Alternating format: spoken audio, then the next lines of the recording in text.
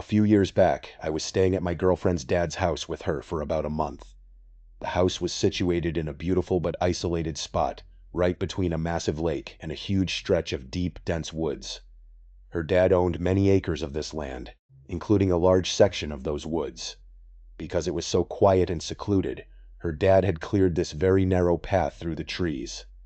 It was not a paved trail, just a narrow clearing where the brush had been cut back. I liked walking through that clearing to clear my head and get some fresh air. One day, a really strange, heavy fog rolled in. It felt unnaturally thick, almost like a heavy blanket sitting over the entire landscape. I decided to go for a quick walk anyway. I put on my favorite hiking boots and told my girlfriend I would be back in a little while. She did not like walking in the woods, especially when it was gloomy, so I always went alone. As I stepped onto the narrow path and walked into the trees, I realized just how dense the fog actually was. I could barely see 15 feet in front of me. I had not seen a fog like this in years, and I have not seen anything like it since. But I was not worried because as long as I stayed on the path, I would easily find my way back. So I started walking deeper into the woods. After a few minutes, I started hearing something strange. It sounded like my footsteps were being mirrored. Every time my boot hit the ground, there was a second, synchronized crunch right after it. I stopped walking and stood there, listening closely.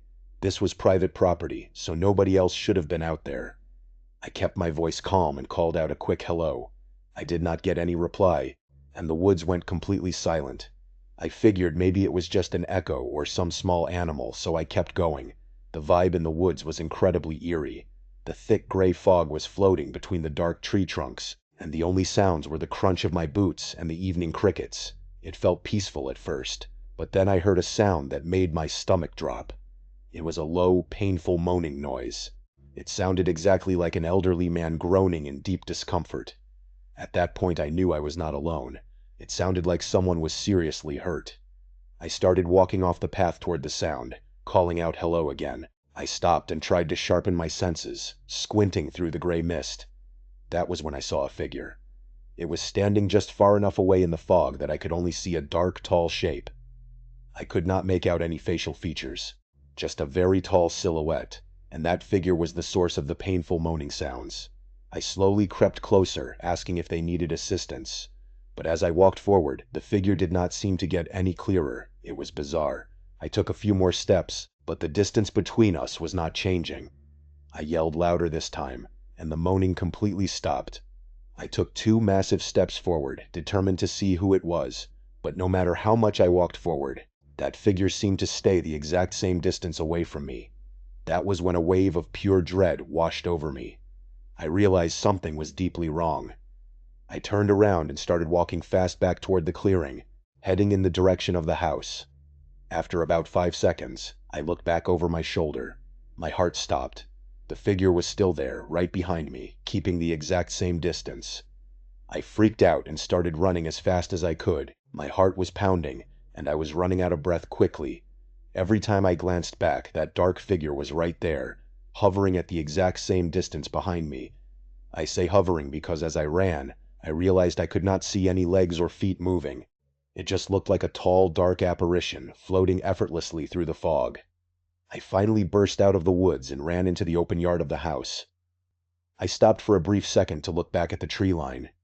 Even through the fog, I could see that shape standing right at the edge of the woods, watching me. I ran to the back door, threw it open, slammed it shut, and locked it. I was hyperventilating. My girlfriend, her dad, and her brother came running into the kitchen. I pointed out the window into the fog and told them someone was following me. Her dad put his shoes on, and he and I went back outside. I pointed to the spot where I saw the figure, but there was nothing there. It was completely gone.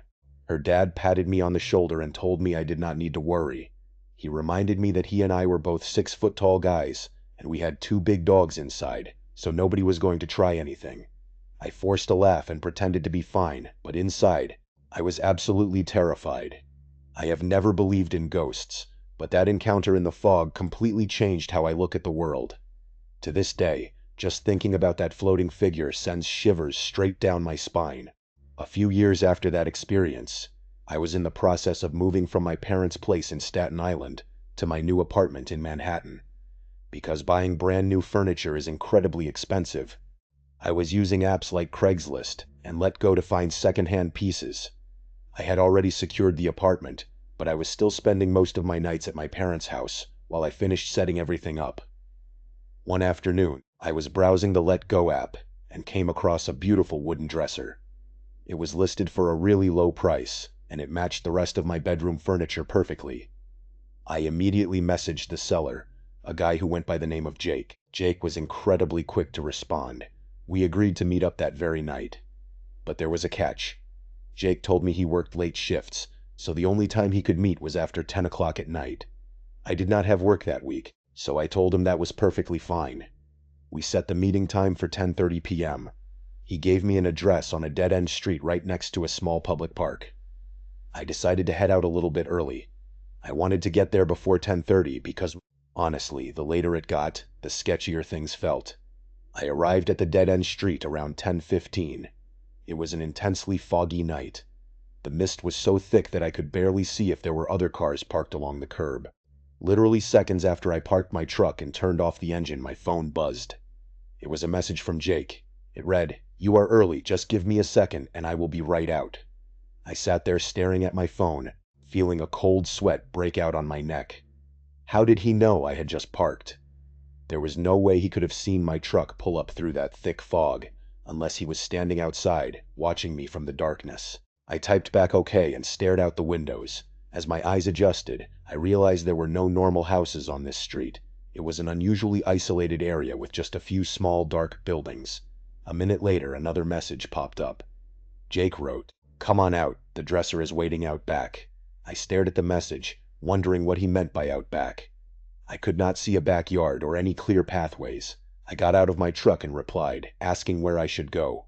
But right then, the messages stopped. Instead of a text, I heard a voice yell out from the fog, saying, "Over here." I decided to follow the sound of the voice. I stepped away from my truck, feeling like I was walking straight into a horror movie. I walked through a very narrow, dark alleyway between two storefronts. I kept calling out, saying I was coming, just to make sure I was going the right way. I finally reached the end of the alleyway and stepped into a small backyard. I could not tell how big the yard was, because the thick fog and the darkness made it impossible to see more than 6 feet in front of me. I called out for Jake again, but there was no reply. The entire area went dead silent. The only thing I could hear was the faint, distant sound of highway traffic. My gut was screaming at me that something was terribly wrong. I turned around, intending to walk back to my truck and leave. But just as I took a step back, Jake's voice cut through the silence. He said, "Your dresser is just right inside here, come inside." The voice sounded like it was coming from right in front of me, but I still could not see him. I did not say a word. I just slowly started backing away. As I backed up, I glanced to my left and right. My heart leapt into my throat. Even through the dense fog, I could see the silhouettes of other people. There were at least 3 of them, standing completely stiff against a wooden fence and a brick wall, just feet away from me. They had been waiting in the dark, watching me. I realized I was being set up. I turned around and sprinted back through the narrow alleyway as fast as I could. Immediately, I heard the heavy thumping of footsteps behind me. They were chasing me. I could hear at least 3 different people running after me. I did not run toward my truck because I knew I would not have enough time to get inside, start the engine, and make a 3-point turn on a dead-end street. Instead, I ran past my truck and kept sprinting down the main road. I pulled out my phone and dialed 911. I kept running until my lungs burned, and eventually I saw the flashing lights of 2 police cruisers. I waved them down and jumped into the back seat. We drove back to the abandoned buildings and searched the backyard. There was nobody there. The officers found that the 2 buildings were completely empty, abandoned storefronts. The back door to one of the buildings was wide open, but inside there was absolutely nothing. No furniture, no dresser, just an empty, dusty room. I showed the police the entire conversation on the app. All they had to do was trace the account, but unfortunately, nothing ever came of the investigation. The account was deleted shortly after. I still think about that night every time it gets foggy. I know in my heart that if I had taken one step inside that abandoned building, I would have never walked back out. Our final story takes us to a quiet suburban neighborhood in New Jersey. where a father was about to experience a parent's absolute worst nightmare. It was a Saturday, and the weather outside was incredibly gloomy. A massive, heavy fog had settled over the entire town, making it look almost completely white outside. My family and I were spending the weekend indoors. My wife had gone out to do some grocery shopping, and my son was upstairs in his bedroom playing video games. I was sitting in my home office, trying to get some work done on my computer. Suddenly, my 6-year-old daughter, Veronica, walked into the room. She looked up at me and said she saw someone standing in our backyard garden. I stood up from my desk and walked over to the office window to look outside. Veronica was right. Even through the thick gray fog, I could clearly see a figure standing directly in the middle of our garden. The person had their back turned to the house and was standing completely still, not moving a muscle. Because the fog was so dense, I could not tell if it was a man or a woman. I decided to knock loudly on the window glass to try and scare them off. When I knocked, the figure slowly turned their head toward the window, then began walking away, disappearing deeper into the thick fog in our yard. We lived on a large plot of land with a very spacious yard, so seeing a stranger wandering around was deeply unsettling. I told Veronica to stay inside, slipped on my shoes, and stepped out onto the damp grass. I wanted to make sure whoever it was had actually left. As I walked through the heavy mist, I heard a strange rhythmic thumping noise. It was coming from the direction of my wooden tool shed. As I got closer, the shed came into view, and my heart sank. There was a person standing at the door of the shed, grabbing the handle and violently slamming the door shut over and over again. I yelled out at the top of my lungs, telling them to get off my property before I called the police. I took a few more steps forward, getting a better look. It was a middle-aged woman, and she looked completely disheveled. Her clothes were dirty, and she had a wild look in her eyes. When she saw me, she started panicking, repeating the word sorry at least 10 times in a frantic voice. Then, she turned around and ran off into the fog toward the main road. I thought the nightmare was over, but I was wrong. Later that night, my wife and I turned off the television and went to bed.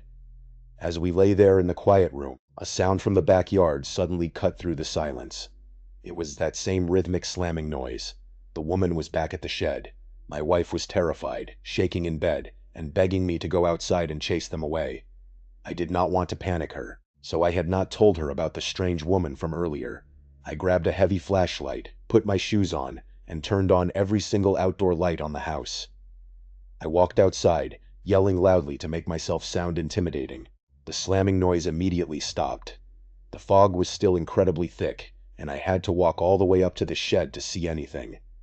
The door was wide open, but the yard was completely empty. I was absolutely terrified to look inside the pitch-black shed, but as the man of the house, I knew I had to do it.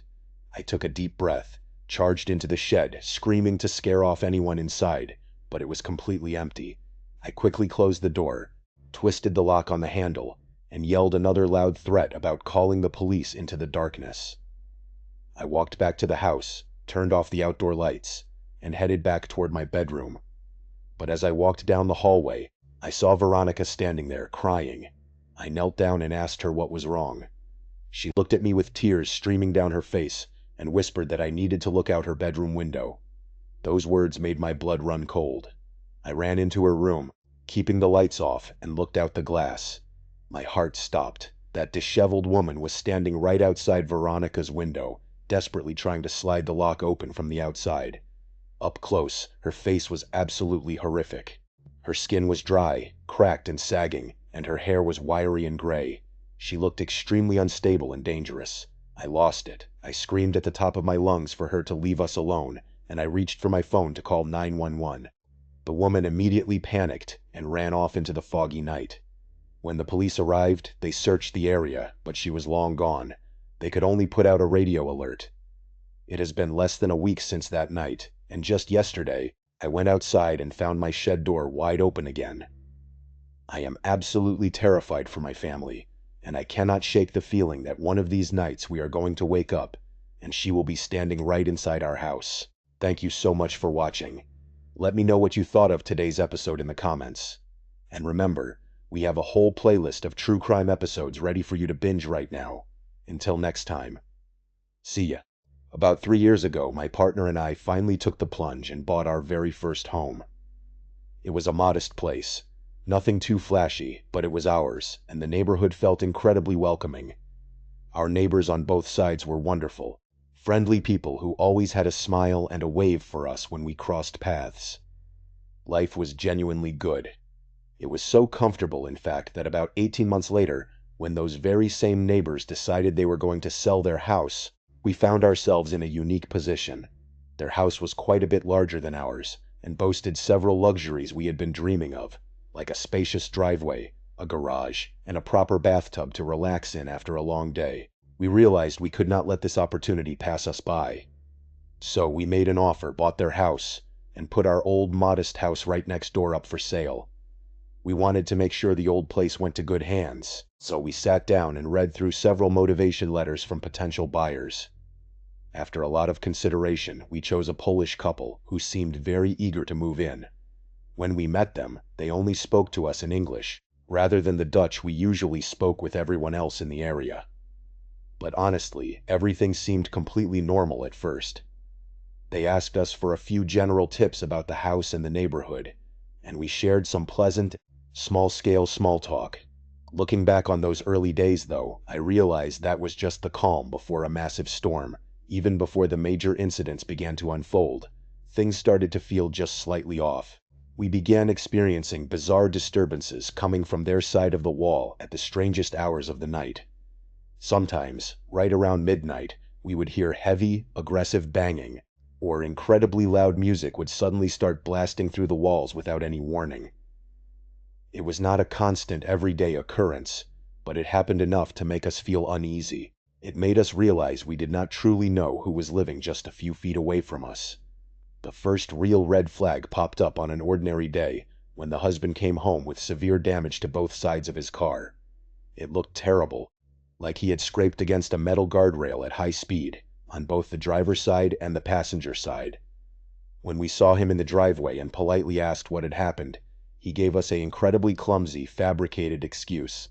He claimed he had hit a concrete pole on one side, and then a trailer had taken a turn too wide and scraped him on the other side. We chose to believe him at the time, just to be neighborly, even though the math did not add up at all. Then came an evening around 6 o'clock when the neighbor called us in a state of absolute, total panic. He was breathing heavily and claimed that there were people right outside his house, turning his security cameras away so they could not record. He begged us to go look outside and call the police immediately. We went to our window to check it out, and sure enough, we saw two men actively breaking into his house. I called the police right away, but the problem was, it took them 20 minutes to arrive. By the time the sirens faded in, the burglars were already long gone.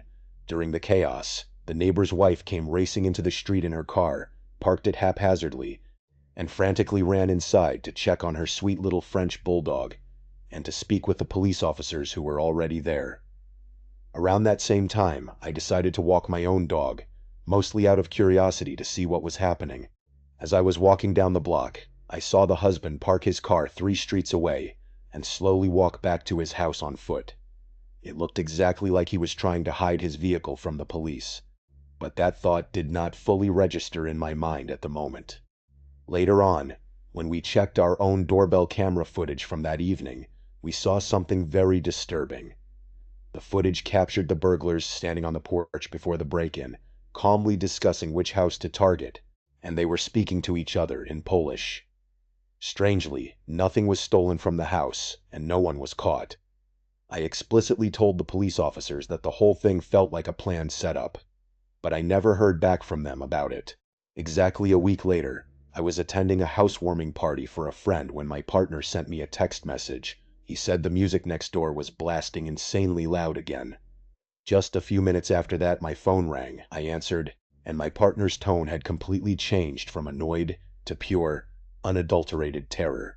He told me that the neighbor's car had just come tearing through our front garden, destroying the plants, and had slammed directly into the neighbor's own front door. My partner was watching from the window as 2 men frantically loaded the damaged car with high-end electronics. They were grabbing flat-screen televisions, professional-grade speakers, and all kinds of other expensive gear. They looked exactly like the same men from the break-in the week before. This time, the police were a lot quicker, They arrived on the scene in exactly 7 minutes. The officers managed to intercept the men while they were still in the middle of loading the car. When the police asked them for identification, the men claimed they did not have any on them. Then, things got completely surreal. The man behind the steering wheel looked the police officer straight in the eye and claimed to be my neighbor, using my neighbor's actual, real name. But there was a major catch. In the 9 months that they had lived next door to us, my neighbor had never spoken a single word of Dutch. This man, however, spoke fluent Dutch, albeit with a thick Polish accent. Realizing the game was finally up, the men slammed the car into gear, and a violent, reckless pursuit followed through our usually quiet suburban streets. It went on until the police officers managed to box them in and arrest them. Back at the house, though, my partner could still hear movement coming from inside the neighbor's home. He alerted the officers who had stayed behind, and they went back inside, dragging out a third suspect who had been hiding.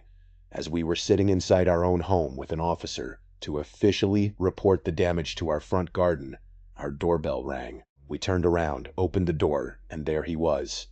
It was the actual neighbor, but he was completely unrecognizable. His face was a swollen, bloody mess. One of his eyes was swollen completely shut, his mouth was torn open, and his arm hung at a useless, broken angle.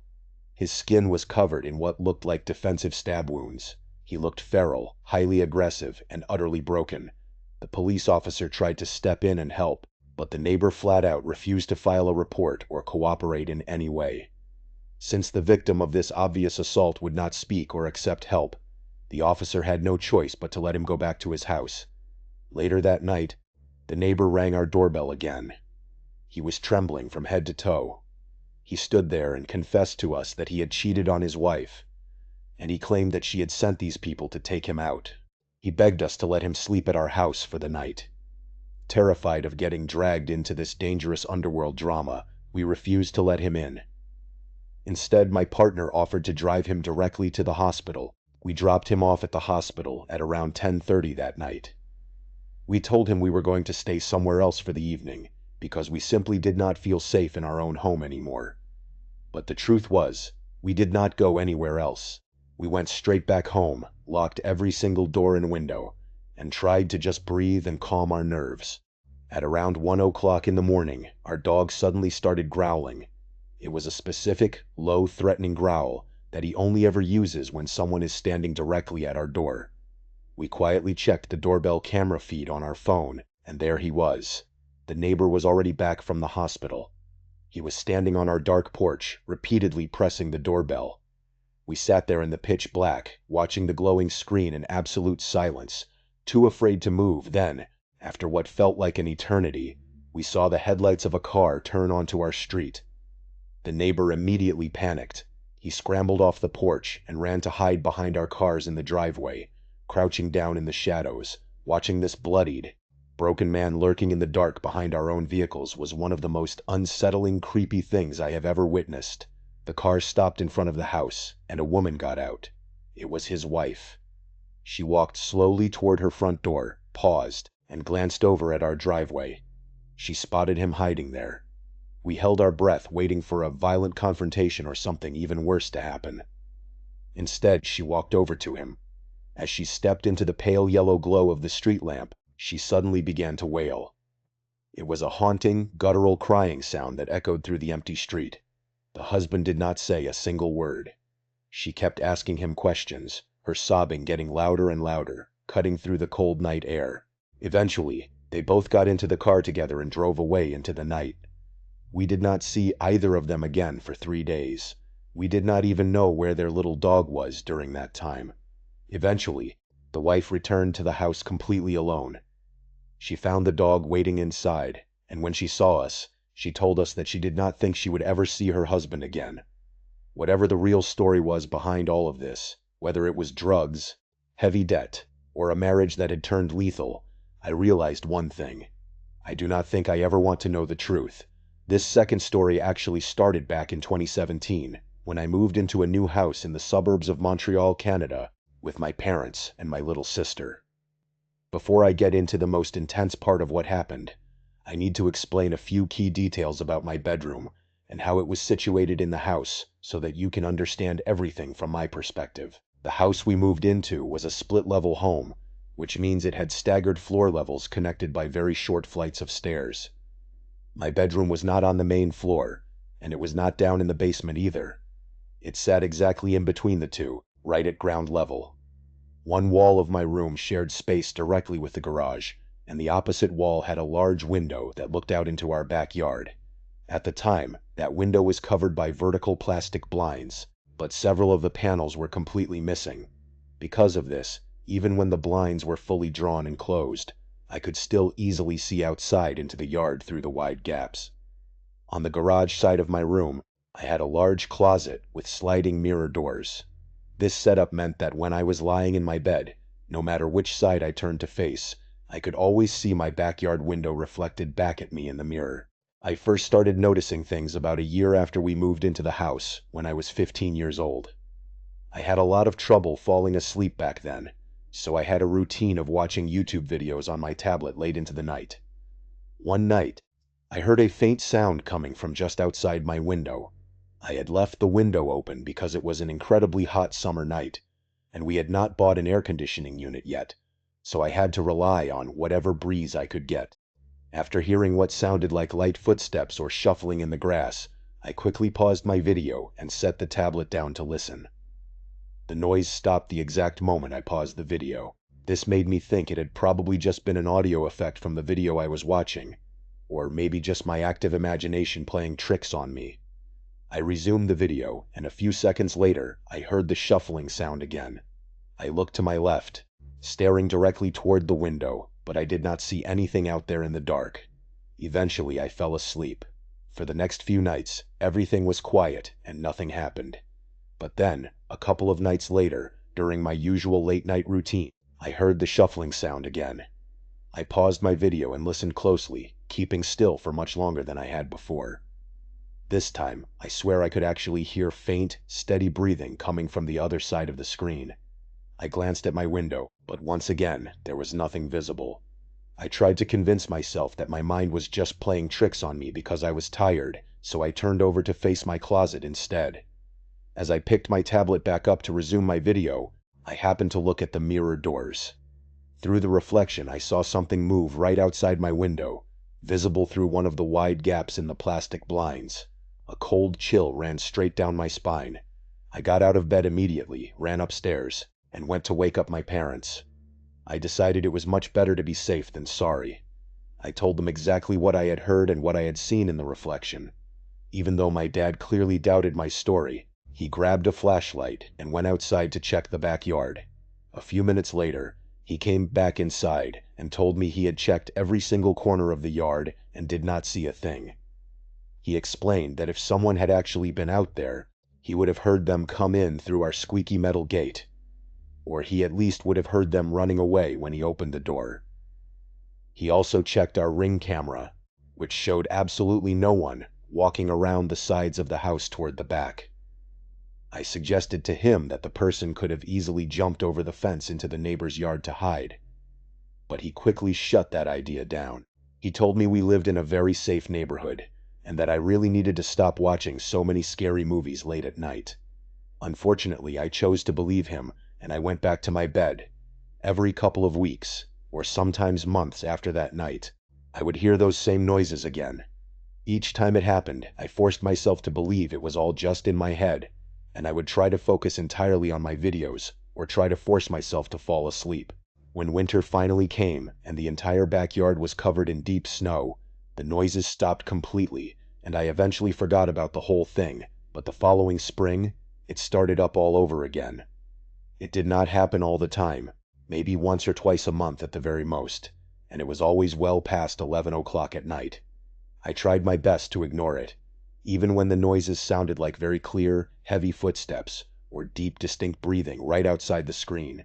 Because I watched a lot of scary movies, I kept telling myself that my brain was just hypersensitive.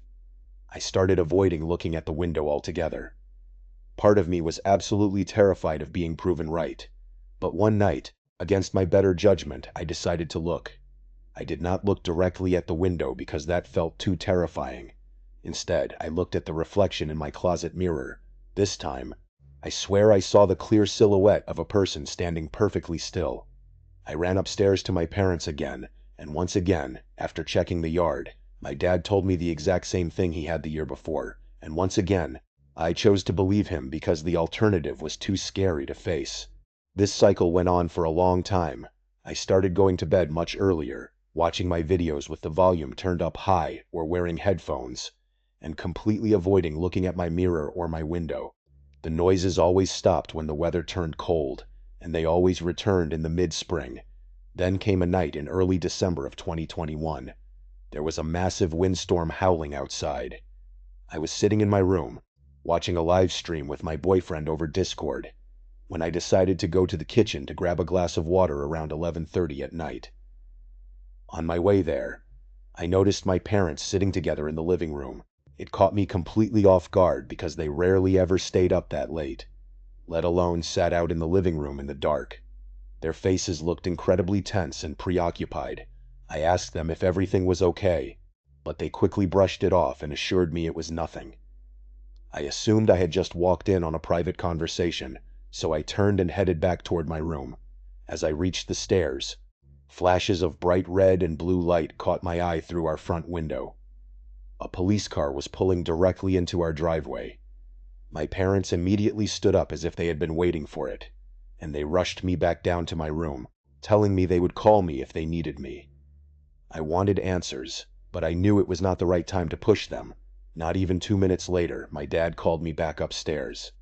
This time, they did not keep me in the dark.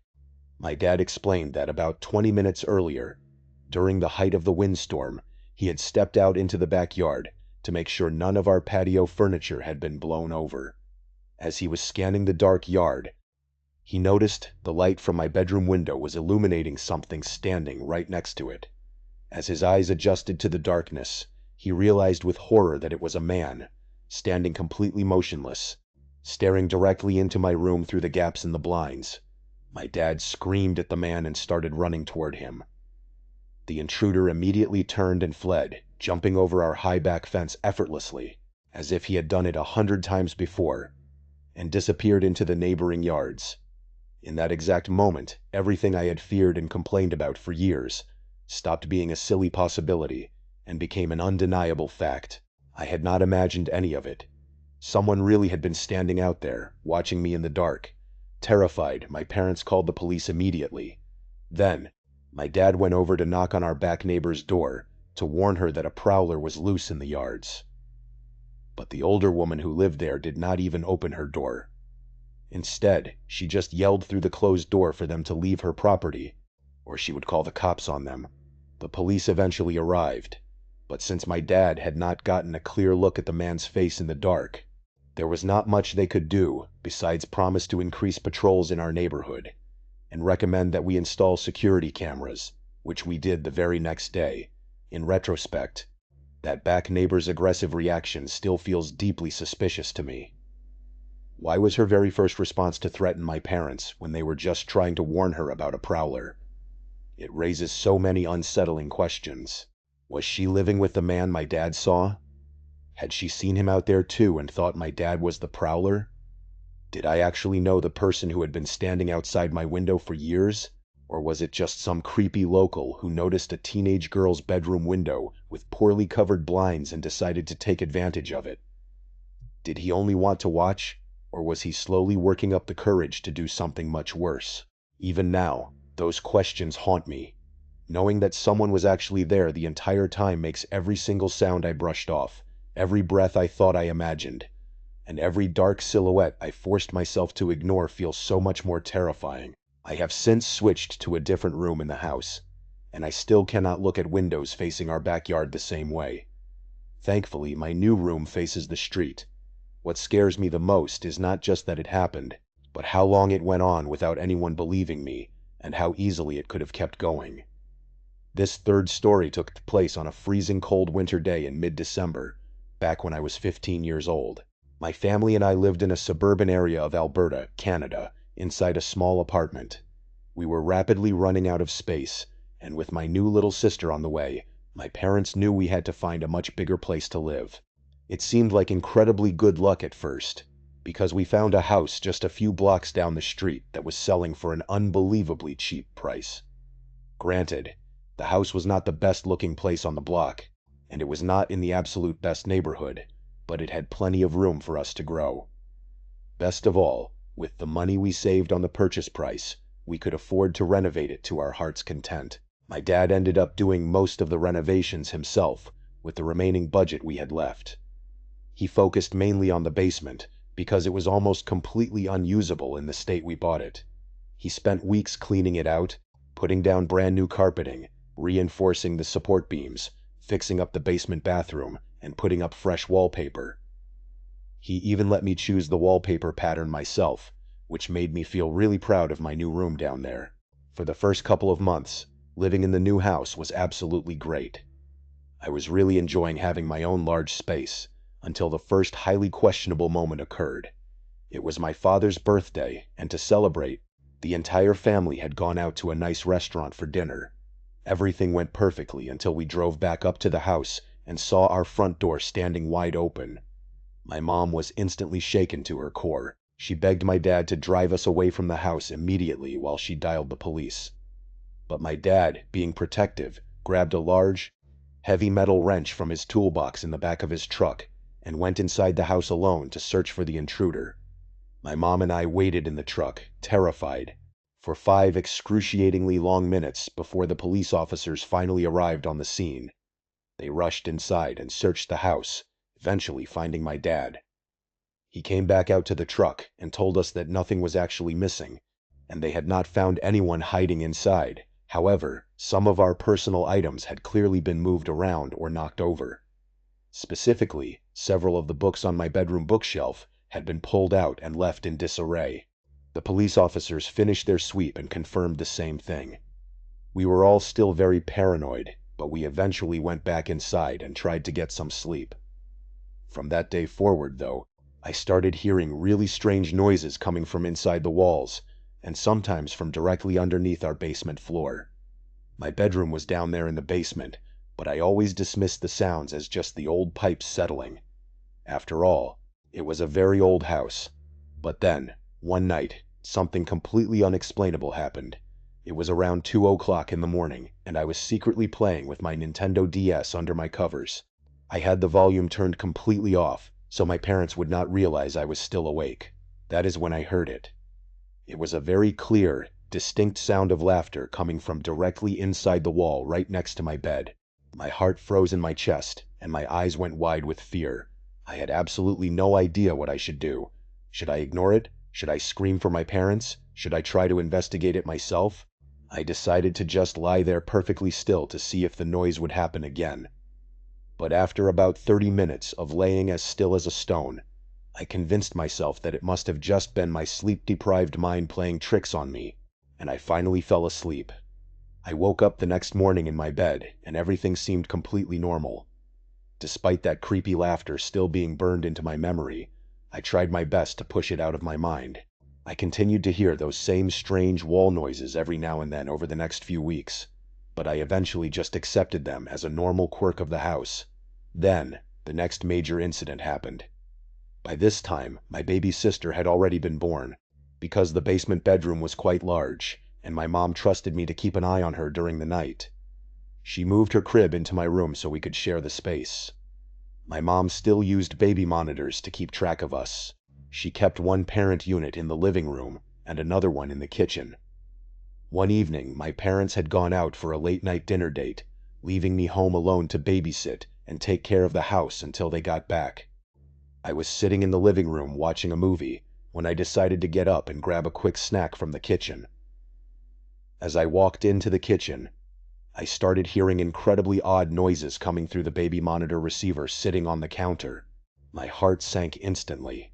I knew for a fact that no one else was supposed to be home, but the sounds coming through the speaker were unmistakable. They were footsteps. Loud, heavy, deliberate footsteps walking around in my basement bedroom. Suddenly, my worst fears were realized when my baby sister started crying over the monitor. Then, I heard a faint, chilling shushing sound come out of the speaker, followed by the loud sound of something crashing to the floor.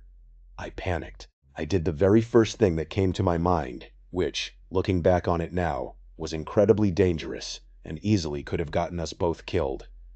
I ran as fast as I could up to my parents' bedroom and grabbed my father's hunting rifle. The problem was, I did not have the key to unlock the trigger guard lock, and I had absolutely no ammunition for it.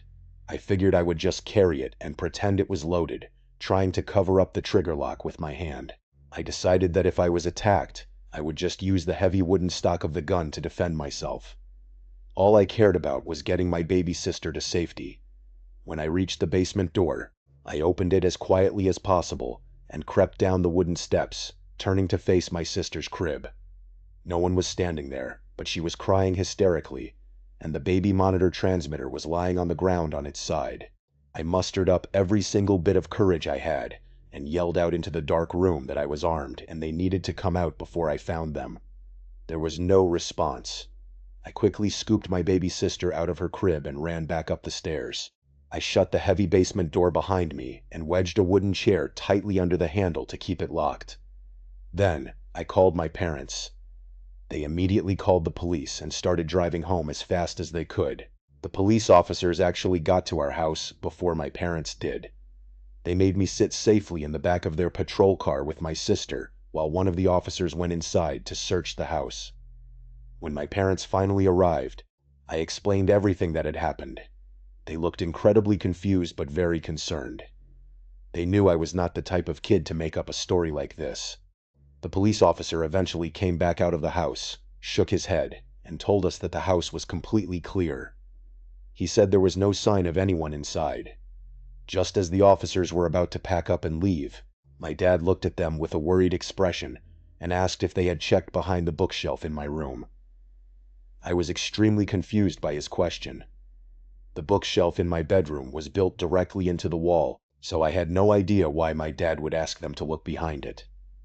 The police officer looked just as confused as I was, and he asked my dad to come back inside with him to show him exactly what he meant. We all walked down to the basement, and lo and behold, when we got to my room, the built-in bookshelf had been pushed open slightly, just like a secret door. The basement window that led out into the backyard was wide open, and my desk chair had been placed directly underneath it to act as a step. My dad pushed the bookshelf open all the way, revealing a small, hidden room behind the wall. It was a tight space where some of the house's main plumbing pipes ran. Scattered on the concrete floor of this hidden room were several empty food wrappers, one of our missing kitchen cups, a bottle of lotion, a switchblade knife, and a partially eaten apple that was still relatively fresh. Someone had been living inside the walls of our house, and we had absolutely no idea. The police officers explained that whoever had been hiding in there most likely heard us arrive and escaped out through the basement window. While the officers were busy talking to us out front, they told us to call them immediately if we noticed anything else suspicious. But they assured us the intruder probably would not return now that their secret hiding spot had been discovered. But that was not even the most horrifying part of the discovery. A few days later, after the police had gone and the window was secured, I decided to push the bookshelf open myself to explore the hidden space.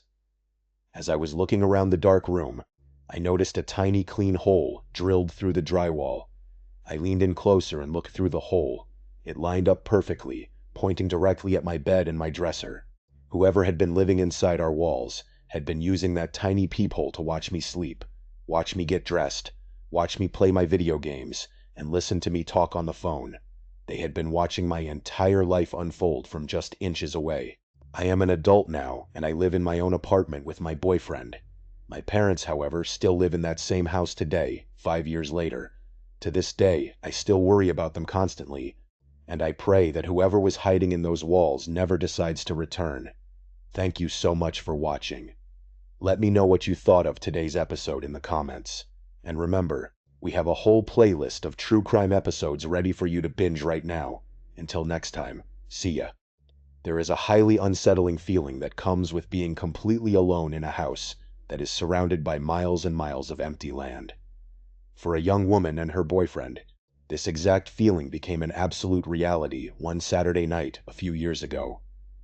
The boyfriend's parents owned a very successful landscaping company, and because of their business success, they had built a massive gorgeous home situated right in the middle of nowhere. The property was so vast that if you stepped out of the back door, you could just keep walking for miles in any direction, and you would still be standing on their land. It was the absolute definition of isolated.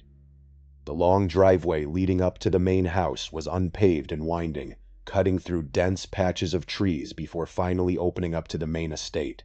When his parents announced they were going to be out of town for the weekend, the boyfriend asked her if she wanted to come over and stay the night on Saturday, so it could be just the two of them.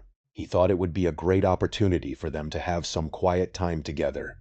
She agreed, though she did mention to him that the sheer size and absolute seclusion of the house made her a little nervous. It was just so dark out there, and the nearest neighbor was miles away. But once she arrived and they settled in, those nervous thoughts started to fade away. Her boyfriend made a wonderful dinner, opened her favorite bottle of wine, and even brought out their favorite card game, Phase 10. They spent hours sitting at the wooden dining table, laughing, playing cards, and just enjoying each other's company. It was a perfect evening, and she actually felt a little sad that it was only going to last for one night. By the time they finished playing, it was around 1 o'clock in the morning. They decided to head into the living room and put on a movie. They were both exhausted from the long week, and it did not take long for them to both drift off to sleep on the comfortable leather couch while the television screen flickered in the dark. That was when their perfect night took a sudden and terrifying turn. Both of them were abruptly jolted awake by an incredibly loud noise. It was so intense and high in volume that they both immediately covered their ears in pain. The sound was actually vibrating through the floorboards, and she could hear the glasses inside the kitchen, china cabinet shaking and rattling against one another. For a split second, she genuinely believed they were experiencing a massive earthquake, even though they lived in an area where earthquakes were practically unheard of. The sound itself was incredibly hard to describe. It was a deep, low-frequency blaring noise, almost like a massive foghorn you would hear on a large cargo ship, but the bass was far lower, and the volume was multiplied tenfold. This deafening noise blasted through the house for several long seconds, and then, just as suddenly as it had started, it stopped. Because of how jarring and unexpected the sound was, those few seconds felt like an eternity. Her boyfriend immediately stood up, looking around the room in absolute confusion. They both had the exact same reaction. This was not a normal sound, and there was absolutely nothing nearby that could have produced it. Her boyfriend walked over to the television and turned it off, plunging the room into a heavy silence. He then made his way over to the giant bay window in the living room, which looked out over the massive empty field in the backyard. He pressed his face close to the glass, squinting into the darkness, but he told her he could not see a single thing. She got up from the couch, walked over to join him, and cupped her hands around her eyes to block out the internal room reflection. She scanned the dark yard as best as she could, but the field was just a massive void of blackness. They stood there, whispering, trying to come up with some kind of logical explanation. She even suggested that maybe a large tractor trailer had driven by on a distant road and blasted a custom horn, even though she knew deep down how ridiculous that sounded. As they stood there trying to catch their breath and calm their racing hearts, a sudden bright flash of light illuminated the entire backyard. It was not a small flash like a camera.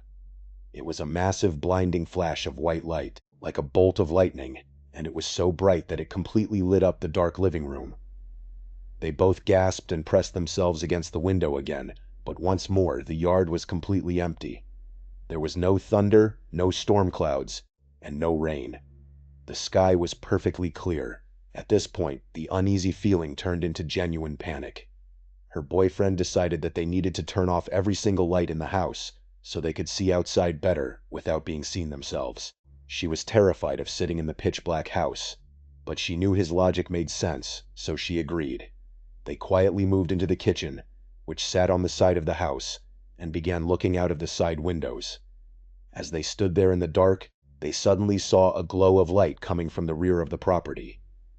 They quickly hurried back to the living room and realized that the main motion-activated floodlight in the backyard had just turned on. Her boyfriend froze. He knew that the sensor on that specific floodlight was set up in a way that small woodland animals would not trigger it. Something substantial had to be moving out there. She asked him if he was playing some kind of joke on her, but when she looked at his face, she could see that he was completely pale. He was genuinely terrified. And then, a sound began to drift through the walls. It was a low, strange noise that she had never heard in her entire life. It sounded like whispering, but it was not in any language she recognized. It was a bizarre, rapid mumbling, almost like multiple voices talking over one another in a low, gravelly register. She looked at her boyfriend and whispered that someone was definitely outside the house. He did not reply. He just stared at her with wide, terrified eyes. Before either of them could make another move, her boyfriend pointed a trembling finger at one of the windows on the side of the house. Through the thin blinds, they saw the distinct silhouettes of two people walking by. But their movement was wrong. They were not walking normally. Instead, they seemed to be swaying and gliding past the window in a highly unnatural fluid motion. She grabbed his arm and begged him to call the police. He pulled out his cell phone, but there was no signal. He checked the home's Wi-Fi connection, but that was completely dead too. This was a major red flag because he had never experienced a lack of service at this house before. She pulled out her own phone, and her screen also showed 0 bars. They were completely cut off from the outside world. Suddenly, they heard a metallic rattling sound. Whatever those figures were, they had moved to the side door right next to the kitchen. The handle was turning. She knew for a fact that they had locked that door earlier in the evening, but hearing someone actively try to force their way inside was too much for her to bear. She lost control and began to scream at the top of her lungs. It probably was not the smartest thing to do, but it was pure survival instinct. The sudden screaming seemed to startle whatever was on the other side of the door because the rattling immediately stopped. However, the terror did not end there. Through the glass panels, they could still see the dark shadows of the two figures just standing perfectly still on the porch. The strange, mumbled whispering started up again, vibrating through the wood of the door. Her boyfriend, trying to sound brave, yelled out as loudly as he could that he had a gun, and that they had better get off his property immediately. This was a complete lie, but he hoped the threat of violence would scare them away. Instead of a response, the air in the room suddenly grew incredibly heavy, and without any warning, that deafening low-frequency horn sound blasted through the night again. It was even louder this time, echoing off the walls and causing both of them to drop to their knees, covering their ears and screaming in agony. The vibration was so intense it felt like the house was going to collapse. After a few agonizing seconds, the sound vanished. They slowly looked up. The shadows on the porch were gone. A massive flash of white light exploded outside, and almost instantly, both of their cell phones lit up with a barrage of delayed notifications. Their service was back. But before they could even process this, a loud bang echoed through the house. The locked side kitchen door and the locked front door both blew wide open at the exact same time, as if kicked inward by an invisible force. She screamed, expecting some kind of intruders to rush into the house, but nothing did. Her boyfriend ran to both entryways, slammed the doors shut, and locked them. She immediately dialed 911, crying as she explained to the dispatcher that two people had tried to break in and that they were using some kind of massive, high-powered horn. It took the police a long time to navigate the rural roads to reach the secluded property. During that wait, the couple stood in the center of the house, clutching each other, terrified that the figures would return. When a sheriff's deputy finally arrived, he listened to their story with a heavy dose of skepticism. He could not comprehend how a noise that loud could occur without any neighbors hearing it, and he pointed out that the backyard was incredibly muddy from recent rains. Yet, when he shone his flashlight around the perimeter of the house and the side door, there were absolutely no muddy footprints, no scuff marks, and no physical evidence that anyone had been standing there. The deputy eventually left, telling them to call back if anything else happened. They spent the rest of the night wide awake, sitting in the living room with all the lights turned on, staring at the locked doors. Nothing else happened that night, and according to her boyfriend and his family, nothing like that ever occurred on the property again. To this day, she still struggles to make sense of what they witnessed, caught between the terrifying reality of what they experienced and the complete lack of physical evidence left behind. It is hard to say what exactly happened on that property, but the complete lack of physical evidence despite the heavy mud made the entire situation feel almost dreamlike to the couple. But the psychological impact was very real, and she notes that she has never looked at the quiet countryside the same way again. The sheer helplessness of being disconnected, of having your technology fail right when you need it most, is a common thread that connects many of these strange accounts. And that brings us to another incredibly strange incident that took place just last year, involving a man who sought peace in isolation, only to find himself facing something completely unexplainable. This man had recently gone through an incredibly painful and messy breakup with his fiancée.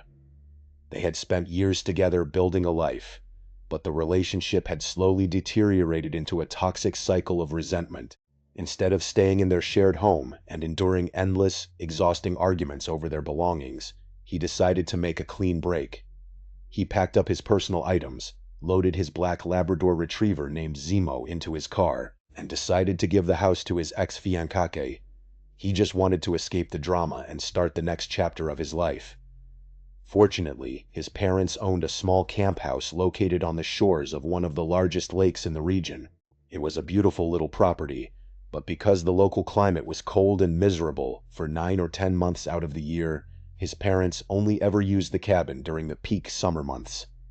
Since it was only March, the cabin was completely empty and locked up. Because he primarily worked from home, he called his parents and asked if he could stay there for a while. They were incredibly supportive and told him he could stay as long as he needed. He made sure the electricity and the wireless internet were fully functional, and then he moved in. At first, his friends and family were deeply concerned about him. They worried that isolating himself in a remote lake cabin in the dead of winter would make him lonely and depressed. But to his surprise, he was actually incredibly happy there. The absolute silence of the lake, the crisp spring air, and the company of his loyal dog Zemo were exactly what he needed to heal. Zemo was an energetic, happy dog who usually spent every waking second begging to go outside. There were absolutely no neighbors around at that time of year, making the entire area feel like his own private sanctuary. He had been living peacefully at the cabin for about 2 or 3 weeks when the strange occurrences began. The very first sign that something was off happened on a particularly cold night. He stood by the back door and called for Zemo to go outside to do his business. Normally, being a Labrador, Zemo absolutely loved being outdoors regardless of how freezing or wet the weather was. But this night, the dog refused to budge. When called, Zemo would walk up to the threshold, freeze, and then let out a low, pathetic whimper, backing away into the living room.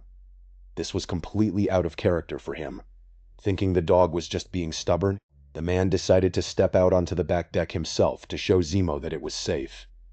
As he stepped out into the cold night air, his eyes were immediately drawn to the horizon of the lake. Because the lake was so incredibly massive, you could not see the opposite shoreline in the dark. It was just a vast black void. But on this night, the horizon was alive with several glowing balls of light. These lights were moving in bizarre geometric patterns, darting left and right, rising and falling in ways that defied the physics of any traditional aircraft. He was not immediately frightened. Instead, he was absolutely transfixed.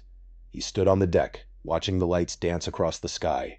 His initial thought was that someone must be operating high-end drones over the water, but the sheer number of lights and the incredible speed at which they moved made that theory seem highly improbable.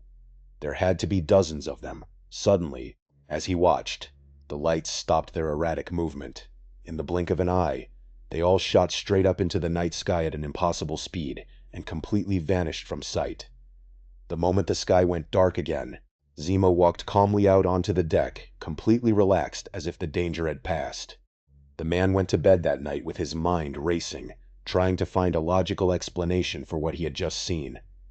He searched online for similar sightings, but found nothing that matched the strange behavior of those lights. The next morning, he called his father and asked if he had ever witnessed any strange lights or military testing over the lake during his decades of staying there. His father laughed and said he had seen a few shooting stars over the years, but absolutely nothing like what his son was describing. His father suggested, It might have been a rare atmospheric phenomenon, like ball lightning, or some kind of unusual weather reflection. The man wanted to believe this explanation, so he decided to put it out of his mind and go about his day. But that comfort was incredibly short-lived. That night, at almost the exact same hour, he heard Zemo crying by the back door again. He hurried over, opened the door, and looked out. The lights were back. But this time they were much closer to his property than they had been the night before. An uncomfortable, heavy sensation settled in his chest. The way these balls of light moved was so deliberate and controlled that there was no way it was a natural weather phenomenon. It felt deeply unnatural, almost intelligent. As he watched, some of the lights shot straight up into the atmosphere and disappeared, just like the previous night. However, several of the lights remained, hovering completely still just above the surface of the dark water. They began to blink in a slow, rhythmic pattern, growing brighter and more defined. Then they began to slowly drift toward one another. He watched in utter disbelief as the individual spheres of light literally merged together, combining one by one until they formed a single, massive glowing orb hovering silently over the lake. The sheer impossibility of what he was witnessing made him feel lightheaded. The giant orb hung there for a few moments, and then, instead of shooting into the sky, it slowly dipped downward, disappearing beneath the horizon line. Because of the absolute darkness, he could not tell if the object had actually submerged into the depths of the lake, or if it had simply moved past the curve of the horizon. But the lights were gone. Once again, Zemo immediately calmed down and went about his business. The man was now thoroughly terrified. He spent the entire night pacing the cabin, looking out the windows, too afraid to close his eyes. He wanted to tell someone, but he knew how crazy it would sound. If he told his friends he was seeing glowing, merging spheres of light over the empty lake, they would assume he was having a psychological breakdown from the stress of his breakup. He spent the next day obsessively searching the internet for UFO or UAP sightings in the area, but the only videos he found were posted on highly questionable websites by people he would normally mock. Now he realized the joke was on him. When night fell again, he seriously considered packing his bags and driving to his parents' house. But a part of him was driven by a morbid curiosity. He needed to know if it was going to happen again. Right on schedule, at the exact same time, the lights appeared.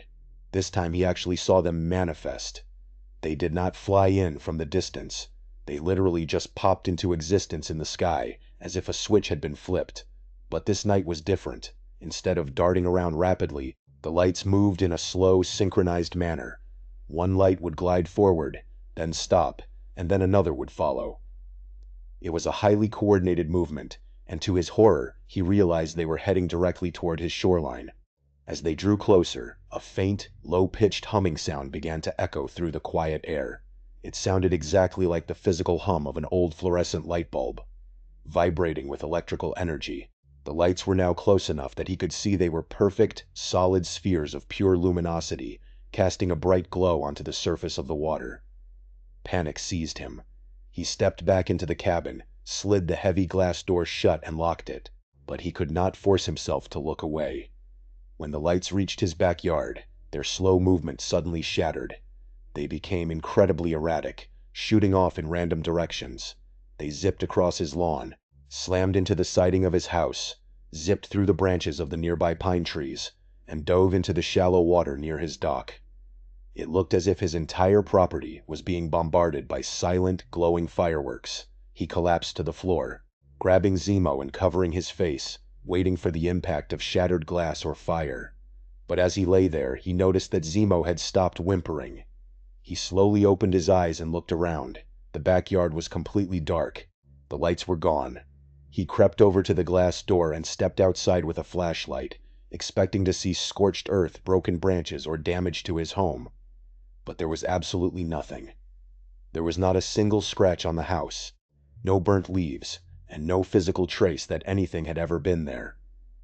The lights never returned for the rest of his stay at the cabin, leaving him with a deep, lingering confusion that he still carries to this day.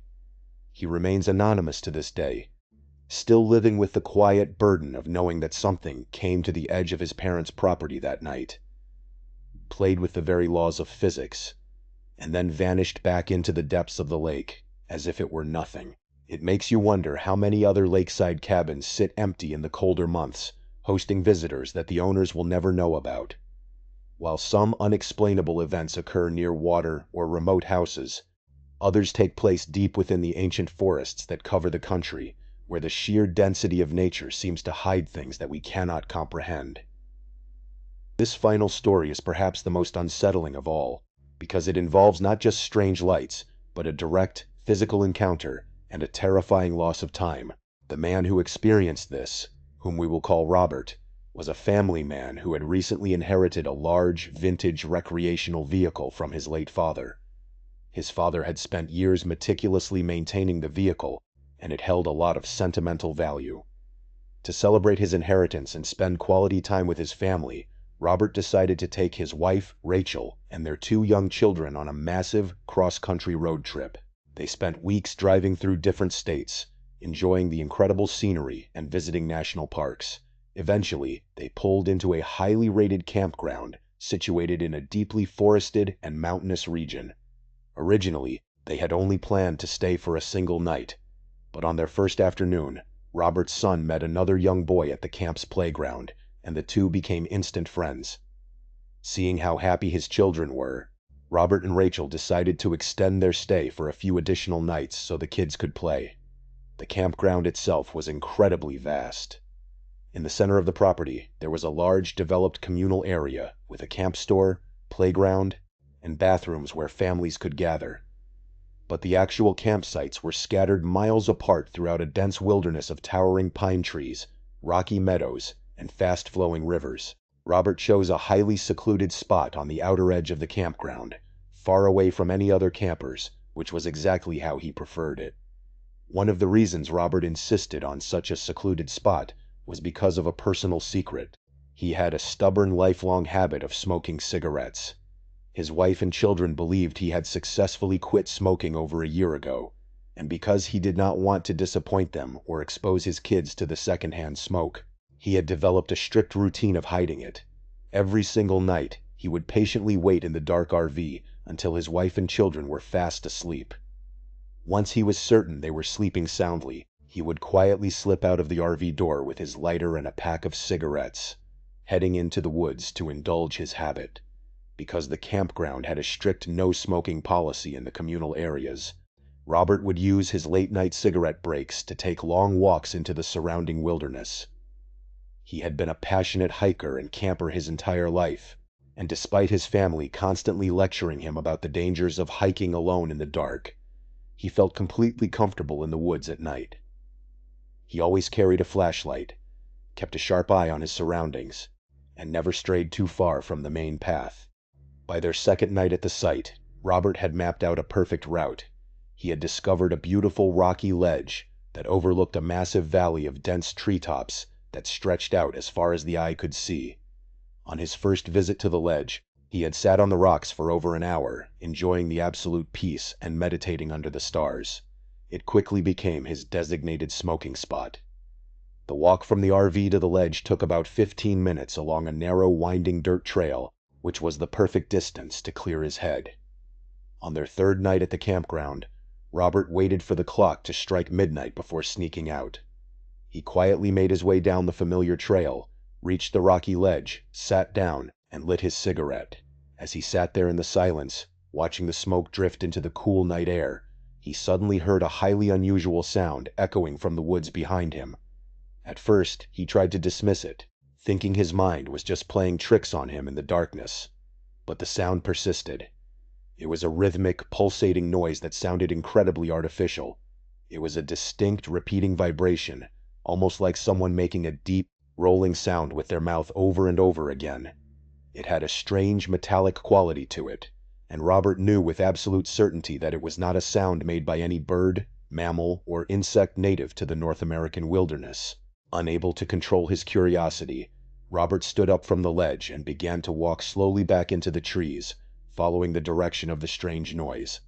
He walked deeper into the thick brush, keeping his flashlight pointed toward the ground so he would not trip over exposed tree roots. The pulsating sound grew steadily louder as he advanced, vibrating in his chest. It felt as if he was closing in on the source, and he expected to find a piece of lost machinery, or perhaps another camper playing a joke. But just as he felt he was only feet away from whatever was making the noise, the sound abruptly cut off. Instantly, a heavy, suffocating silence descended upon the entire forest. Robert stopped in his tracks. He noticed that every single natural sound had vanished. The wind that had been rustling through the pine needles completely died down.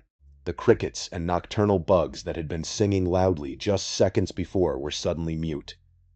The silence was so absolute that he could hear the sound of his own heartbeat racing in his ears. It was as if the entire forest had suddenly been placed on mute.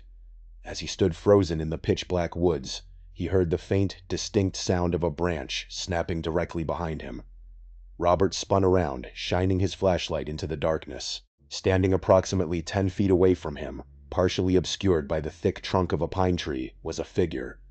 Robert gasped, his muscles locking up in pure terror. In the beam of his flashlight, he could see that the figure was standing on 2 legs, but it was unlike any human he had ever seen. It was incredibly tall and skinny, easily measuring over 7 feet in height. Its limbs were unnaturally long and thin, and its body was held in a strange hunched-over posture. Robert stood completely paralyzed, his mind screaming at him to run, but his legs refused to move. He squinted through the darkness, trying to make out the details of its face. The creature seemed to be covered in a dark, hairless skin that absorbed the light, but as he adjusted the angle of his flashlight, he saw 2 large glassy eyes that reflected the pale moonlight, like the eyes of a nocturnal predator. They stood in a tense, silent standoff for what felt like several minutes. Neither Robert nor the creature made a single movement. Gathering a small amount of courage, Robert took a tiny, cautious step forward to get a better look. The moment his foot touched the ground, the tall figure flinched violently. It shifted its weight, dropping even lower into a crouched, aggressive stance, as if it was preparing to charge directly at him. Robert froze again, his breath catching in his throat. He realized that the creature was highly sensitive to his movements, and he feared that if he tried to run, it would easily overtake him.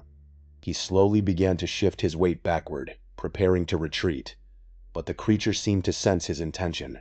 It let out a bizarre, low-pitched clicking sound that vibrated through the air, and then, with terrifying speed, it skittered sideways into the deep brush, disappearing into the dark forest within a fraction of a second. The sheer speed of its movement startled Robert so badly that he lost his footing and fell backward onto the damp pine needles. He scrambled to his feet, shining his flashlight frantically in every direction, but the woods were completely empty. There was no sound of rustling leaves, no snapping branches, and no sign of the towering figure. He stood there for a few moments, trying to process the absolute impossibility of what he had just witnessed. Slowly, the natural sounds of the forest began to return. He could hear the wind blowing through the trees again, and the crickets resumed their nightly song, as if a barrier of silence had been lifted. Terrified that the creature might return, Robert turned and ran as fast as he could back down the trail toward his RV. When he finally burst through the door of the RV, he expected his wife to be fast asleep. Instead, Rachel was sitting at the small dining table, looking absolutely furious. Before he could even speak, she began lecturing him, demanding to know where he had been and why he had left her alone with the kids for so many hours. Robert was completely confused. He looked at his watch, expecting it to be around 1 o'clock in the morning. To his absolute horror, the digital clock on the microwave read 4:30 in the morning. He had lost over 3 hours of time that he could not account for. To him, the entire encounter in the woods, from the moment he heard the pulsating sound to the moment the creature ran away, had felt like it lasted no more than 20 minutes. He had no memory of what had happened during those missing hours. He sat down and told his wife the entire truth about his smoking habit and the terrifying figure he had encountered. Seeing the genuine terror in his eyes, Rachel's anger quickly turned to fear. They spent the rest of the night sitting in the locked RV, staring out the windows. Just as the sky was beginning to turn gray with the first light of dawn, Robert heard a massive, powerful whoosh sound directly above the roof of the RV. It was not the sound of wind. It felt as if a massive, heavy object had flown silently and incredibly close over the top of their vehicle. They packed up their campsite at sunrise and left the campground immediately, never to return. For years, Robert kept this experience to himself, fearing that people would think he was losing his mind. But after seeing others share similar encounters, he finally felt the courage to tell his story, knowing that there are things in the deep woods that science cannot explain. When we look at these three distinct experiences, we can begin to see a pattern that is as fascinating as it is deeply disturbing. In the first case, we have a young couple terrorized by unexplained horn sounds, flashing lights, and swaying figures, followed by locked doors mysteriously bursting open. In the second, a man and his dog are forced to witness glowing, merging spheres of light that hum with the energy of a fluorescent bulb and perform erratic maneuvers across his yard. And finally, a father in the woods experiences the classic phenomenon of the silent zone, an encounter with a towering 7-foot-tall entity, and a terrifying loss of over 3 hours of his life. In every single one of these accounts, the witnesses were completely ordinary people who had absolutely no reason to invent such bizarre tales. They were skeptics who lived normal, quiet lives before these incidents shattered their understanding of reality. Each story features a sudden and unexplainable failure of technology, whether it was cell service completely dropping out, a lack of physical evidence left behind in the mud, or a massive gap in memory and time. These are not the typical ghost stories or urban legends that we are used to hearing. They are raw, first-hand accounts of moments when the fabric of our everyday world seemed to peel back, revealing something completely foreign and indifferent to human understanding. For the people who live through these nights, the fear never truly goes away. They are left to live their lives in a world that looks exactly the same, but with the haunting knowledge that just beyond the tree line, or just beneath the surface of the dark water, lies an entirely different reality, waiting to show itself when we least expect it. They are left with unanswered questions, skeptical friends, and the quiet, heavy knowledge that we are far from being the only intelligent forces in this world. They realize that despite all of our modern advancements, maps, and communication networks, there are vast pockets of wilderness and dark horizons where we are completely vulnerable. We walk through life assuming we are the dominant presence, but these experiences suggest otherwise. Perhaps the most disturbing part of all is the realization that these events did not happen in ancient history or in distant mythical lands. They happened recently to normal people, right in our own backyards, lakeside camps, and designated campgrounds. It leaves us to wonder what we might encounter the next time we decide to take a late-night walk, or stay in a secluded home, or look out across a dark, silent lake. Thank you so much for watching.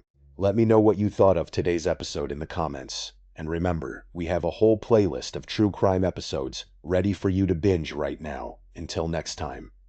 See ya. Imagine it is late November. The year is 2024 and you are 18 years old. The winter chill has already settled over Buffalo, New York, but inside the Walden Galleria Mall, everything feels warm, bright, and incredibly inviting. The holiday season is just getting started, and the mall is beautifully decorated with glittering lights, festive garlands, and a massive Christmas tree standing tall in the center court.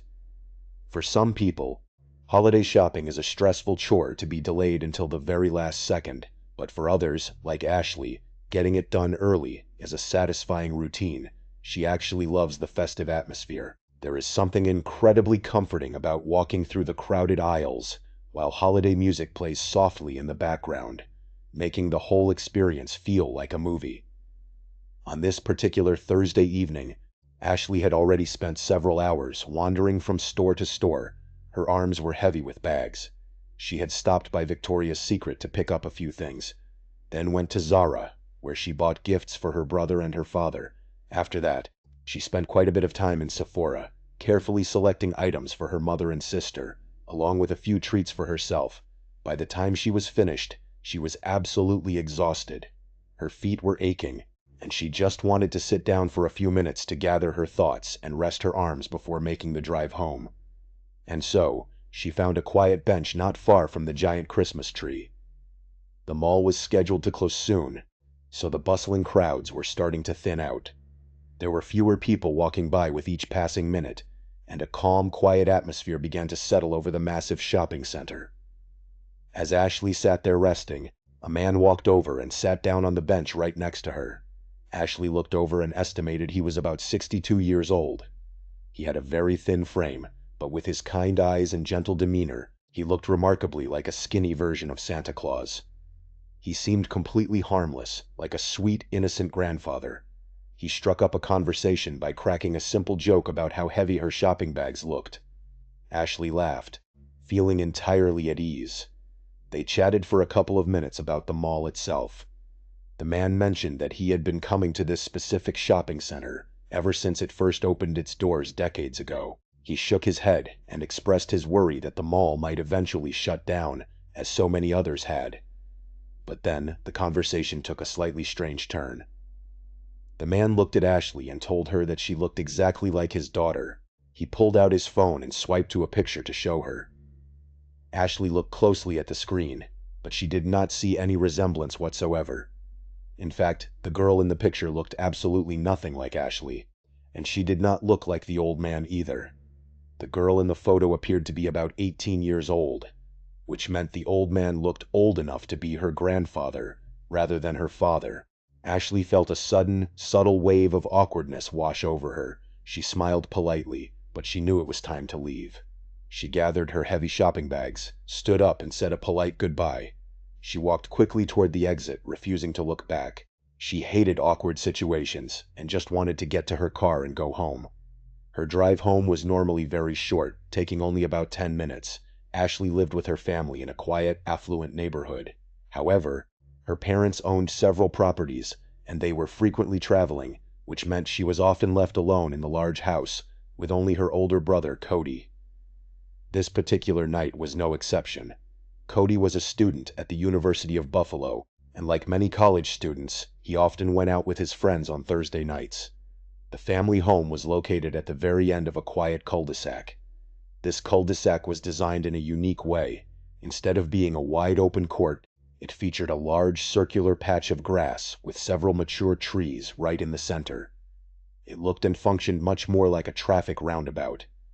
As Ashley turned her car into the cul-de-sac and prepared to loop around toward her driveway, her phone suddenly buzzed with a notification. She looked down at the screen. The message read, "AirTag found moving with you." A sudden jolt of panic hit her. She did not own an AirTag, and she knew exactly what that notification meant. Someone was tracking her location. Instead of pulling into her driveway and revealing exactly where she lived, Ashley made a split-second decision. She kept her foot on the gas, looped entirely around the circular grassy patch, and drove back out of the cul-de-sac. She needed to make sure she was actually being tracked before she went home. She parked along a dark, quiet street further down the block and opened the tracking application on her phone. She found the option to make the unknown AirTag play a sound. She pressed the button, fully expecting to hear a faint beeping sound coming from somewhere on the outside of her car, perhaps near the wheel wells or the bumper. But to her absolute horror, the high-pitched beeping sound did not come from outside. It was coming from inside the cabin of her car. It was coming from the passenger seat. Ashley turned around and stared at her shopping bags. She reached over, her hands trembling violently, and began searching through them. She checked the Zara bag, then the Victoria's Secret bag. Finally, she dug her hand deep into the Sephora bag. Her fingers brushed against a small, hard plastic disc. She pulled it out and stared at it. It was a silver and white Apple AirTag. A wave of intense nausea hit her, and she felt like she was going to throw up. She put the car back in drive and sped further down the street. She rolled down her window and threw the tracking device as hard as she could into the darkness. She turned her car around, slammed her foot on the gas, and raced back to her house. She pulled into the driveway, killed the engine, and ran toward the front door. She unlocked it, stepped inside, and immediately opened the garage door, hoping to hide her car inside where no one could see it from the street. But when she looked inside, she saw her mother's car was parked in the only available spot. She had no choice but to leave her car out in the driveway. Ashley closed the garage door, locked the heavy front door, and leaned against it, trying to catch her breath. She immediately called her brother, Cody.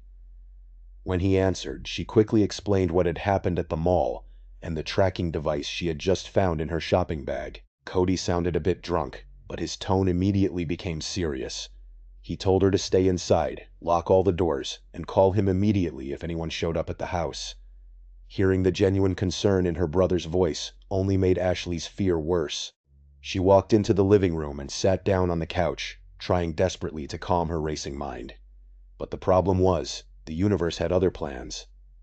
A few minutes later, the sudden, sharp chime of the doorbell rang through the silent house. Ashley froze, her heart hammering against her ribs. Immediately after the chime, there were 3 loud, heavy knocks on the wood. Ashley slowly got up from the couch. She tiptoed across the hardwood floor toward the front entryway, holding her breath to keep from making any sound.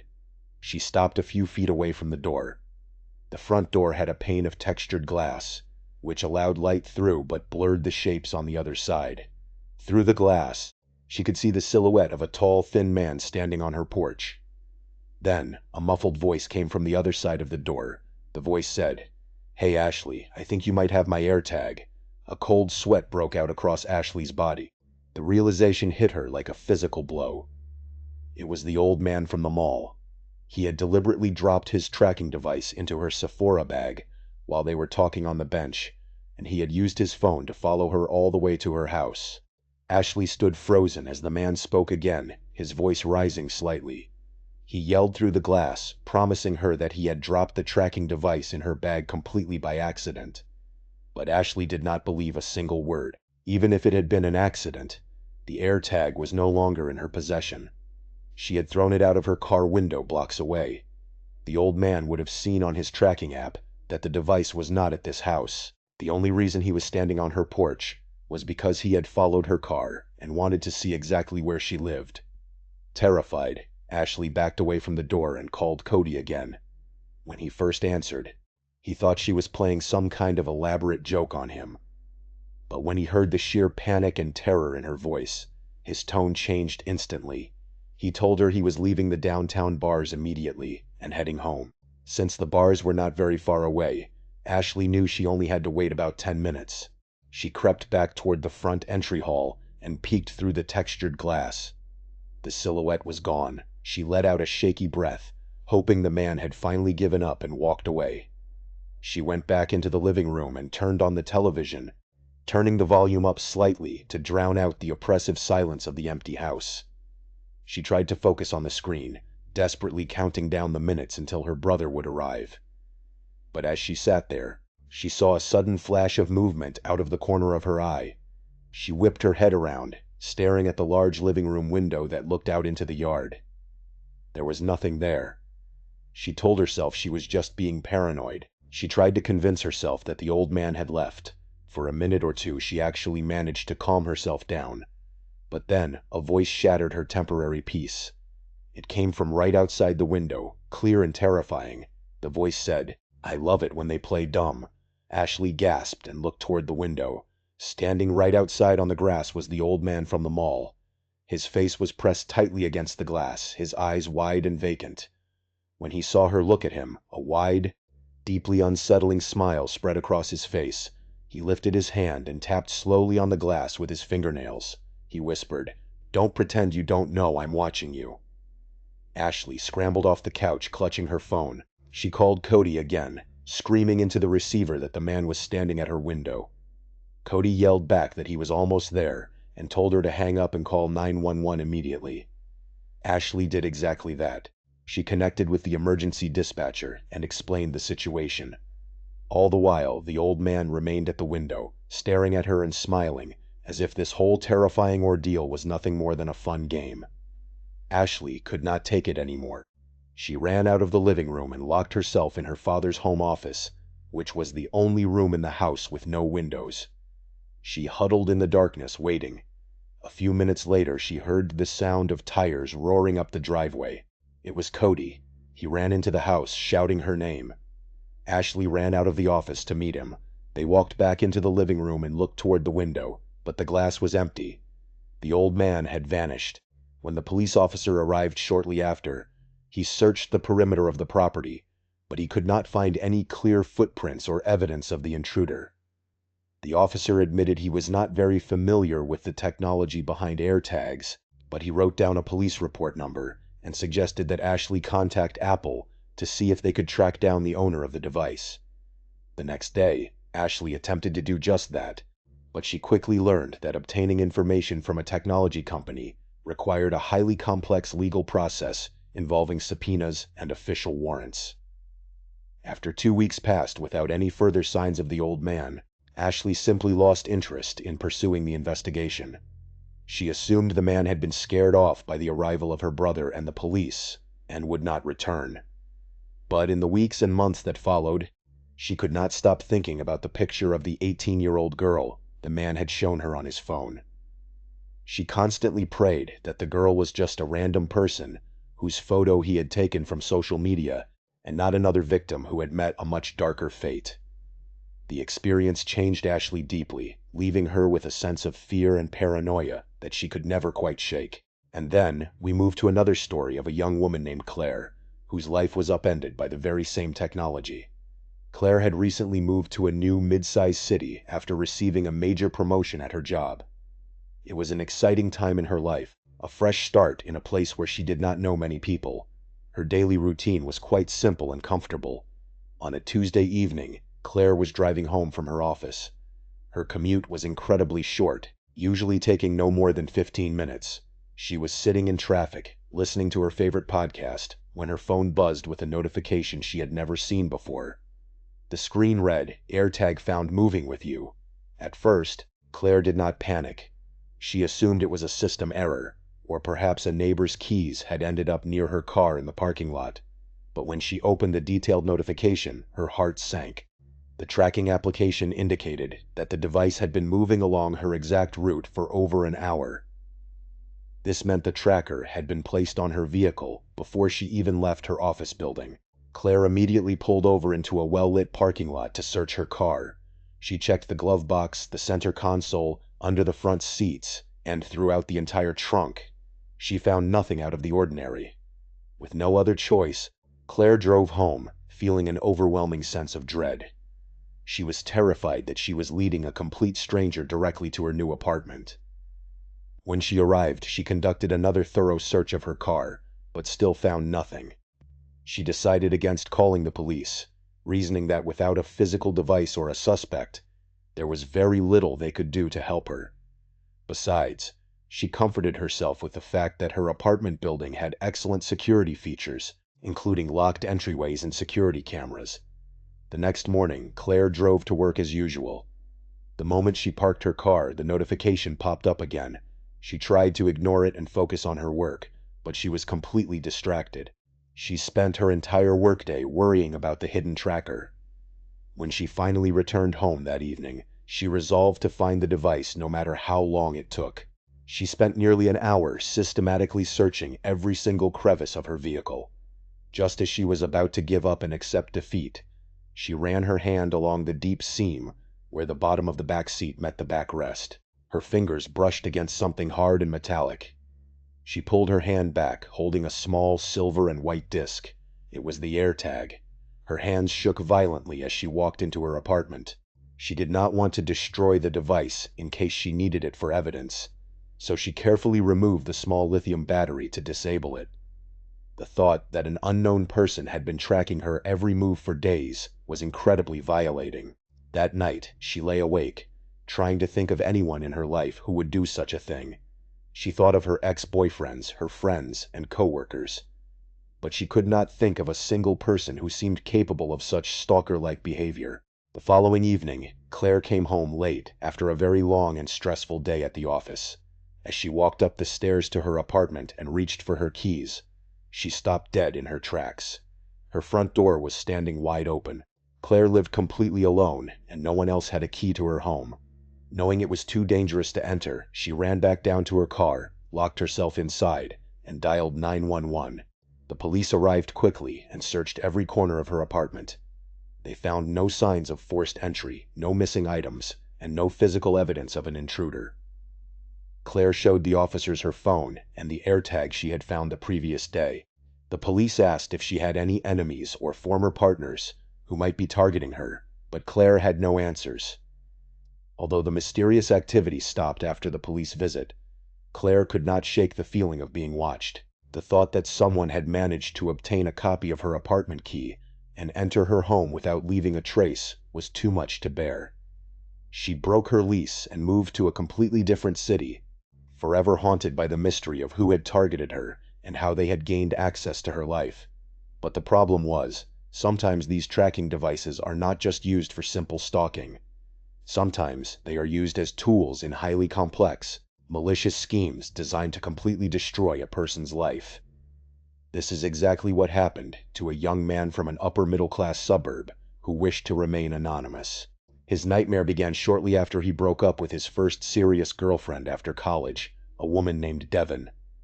The breakup had been incredibly hostile, and Devon had shown signs of extreme, erratic behavior that made him relieved to finally end the relationship.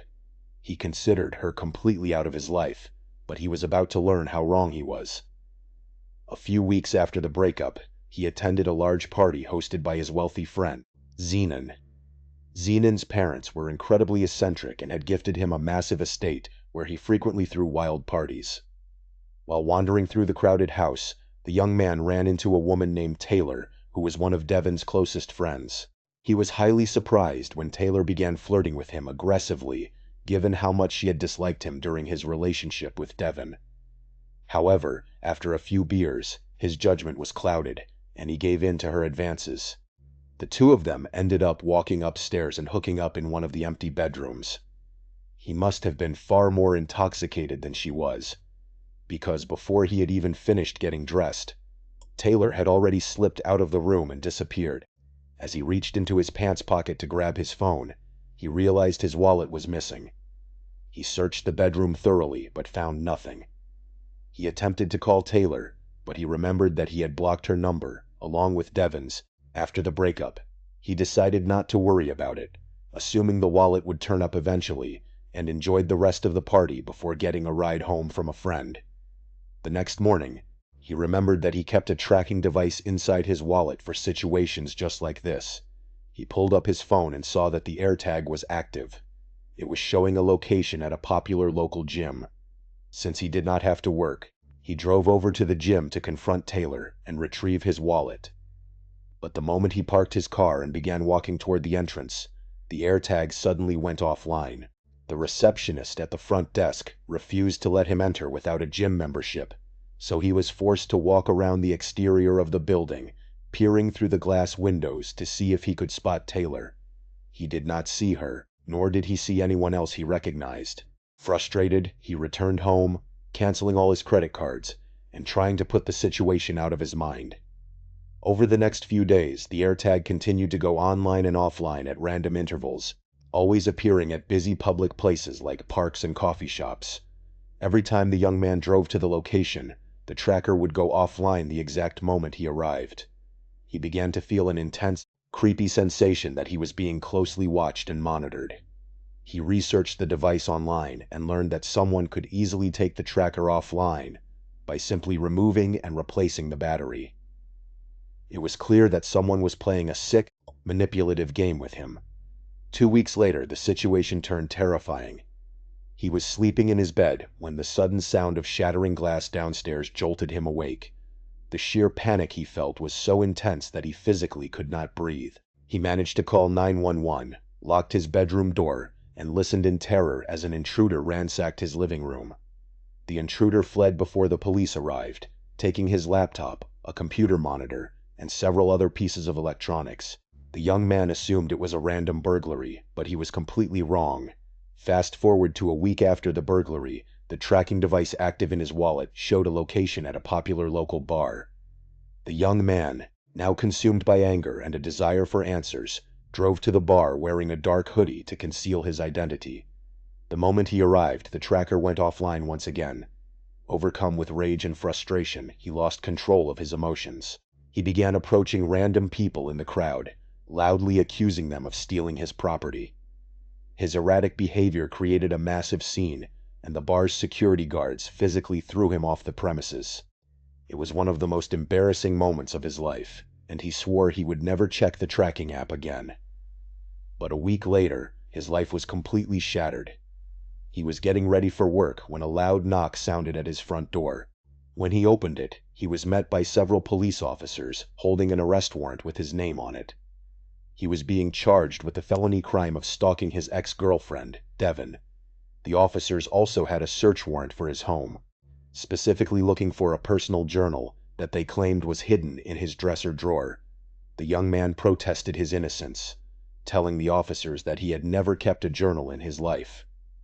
But during their search, the officers pulled a small handwritten notebook from the back of his dresser. He was handcuffed, placed in the back of a police car, and taken to jail. At this point, his life became a complete and total nightmare.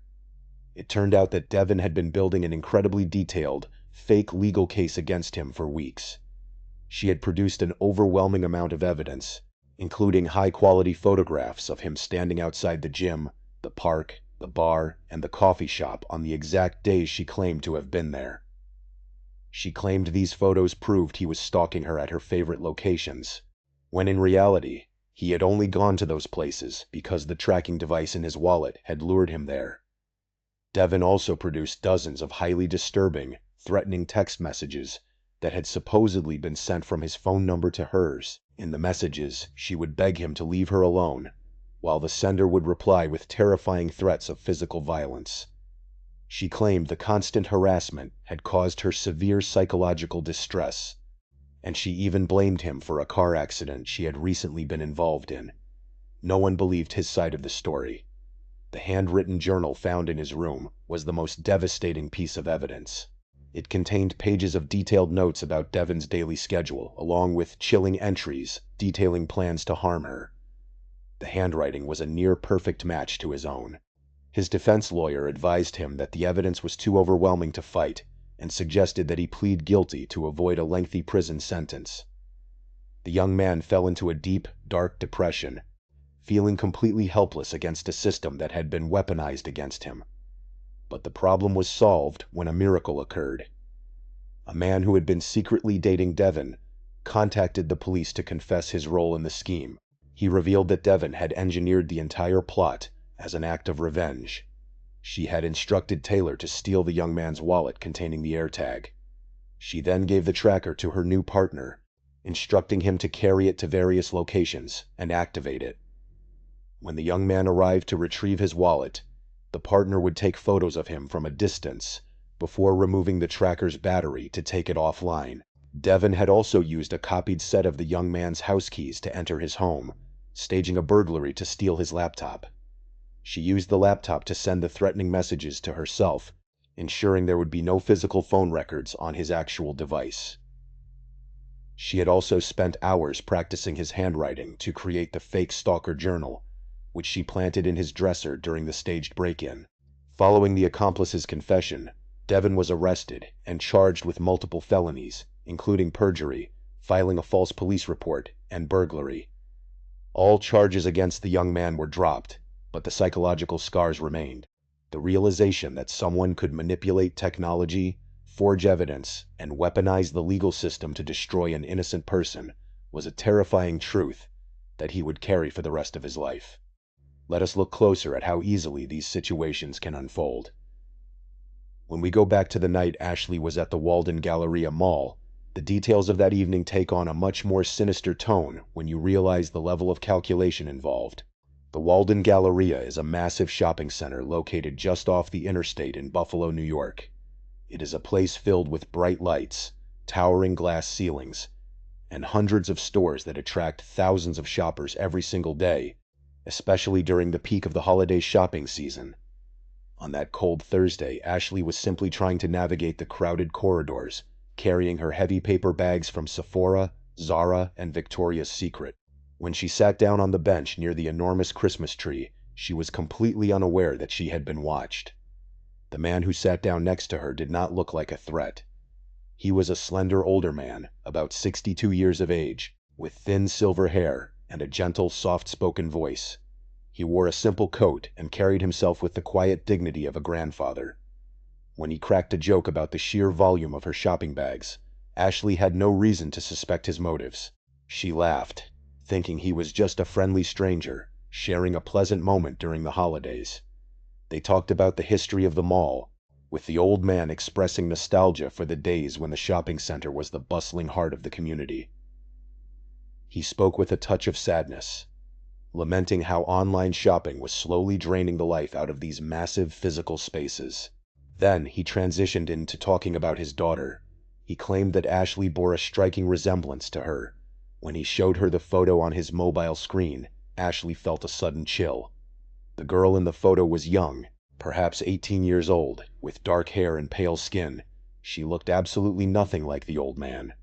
And more importantly, she looked nothing like Ashley. The photo itself looked like a candid picture taken from a distance, or perhaps a screenshot lifted from a social media profile.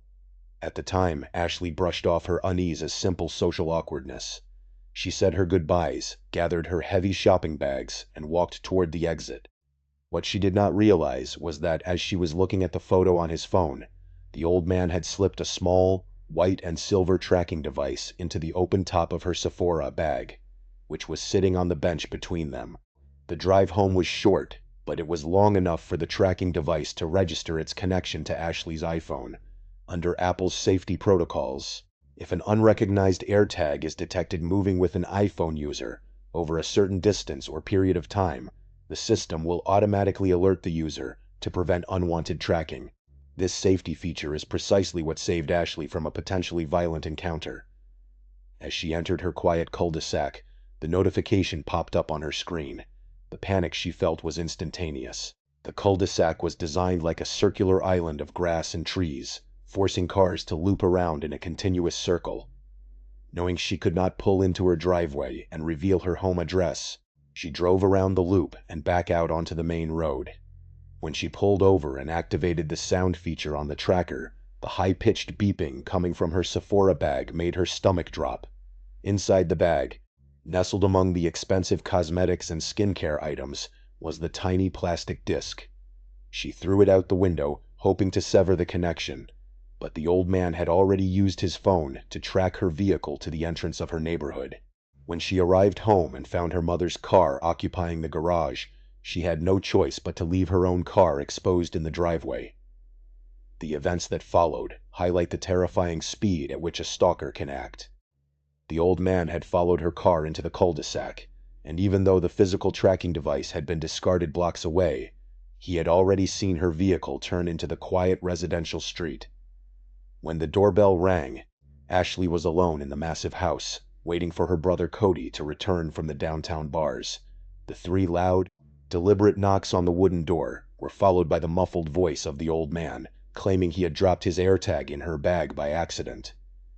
This claim was completely illogical.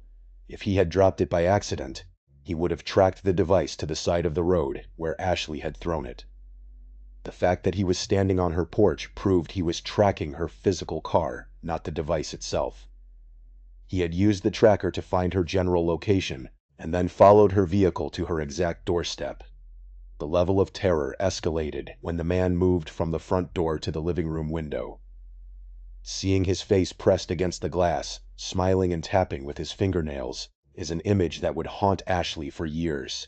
His words, "I love it when they play dumb," and "Don't pretend you don't know I'm watching you," revealed a deeply disturbed individual who viewed stalking as a twisted game of cat and mouse. Although Cody and the police arrived quickly, the old man was able to slip away into the dark, wooded areas surrounding the cul-de-sac, leaving no footprints or physical evidence behind. The legal hurdles required to force a tech giant to reveal the registration details of an AirTag proved too exhausting for Ashley to pursue, leaving the identity of her stalker a permanent mystery. In the case of Claire, the tracking device was used in a much more calculated invasion of privacy. Claire had recently relocated to a standard mid-sized city, a place where she hoped to build a quiet, successful life after receiving a well-deserved promotion at her company. Her 15-minute commute from her office to her suburban apartment was usually the most relaxing part of her day.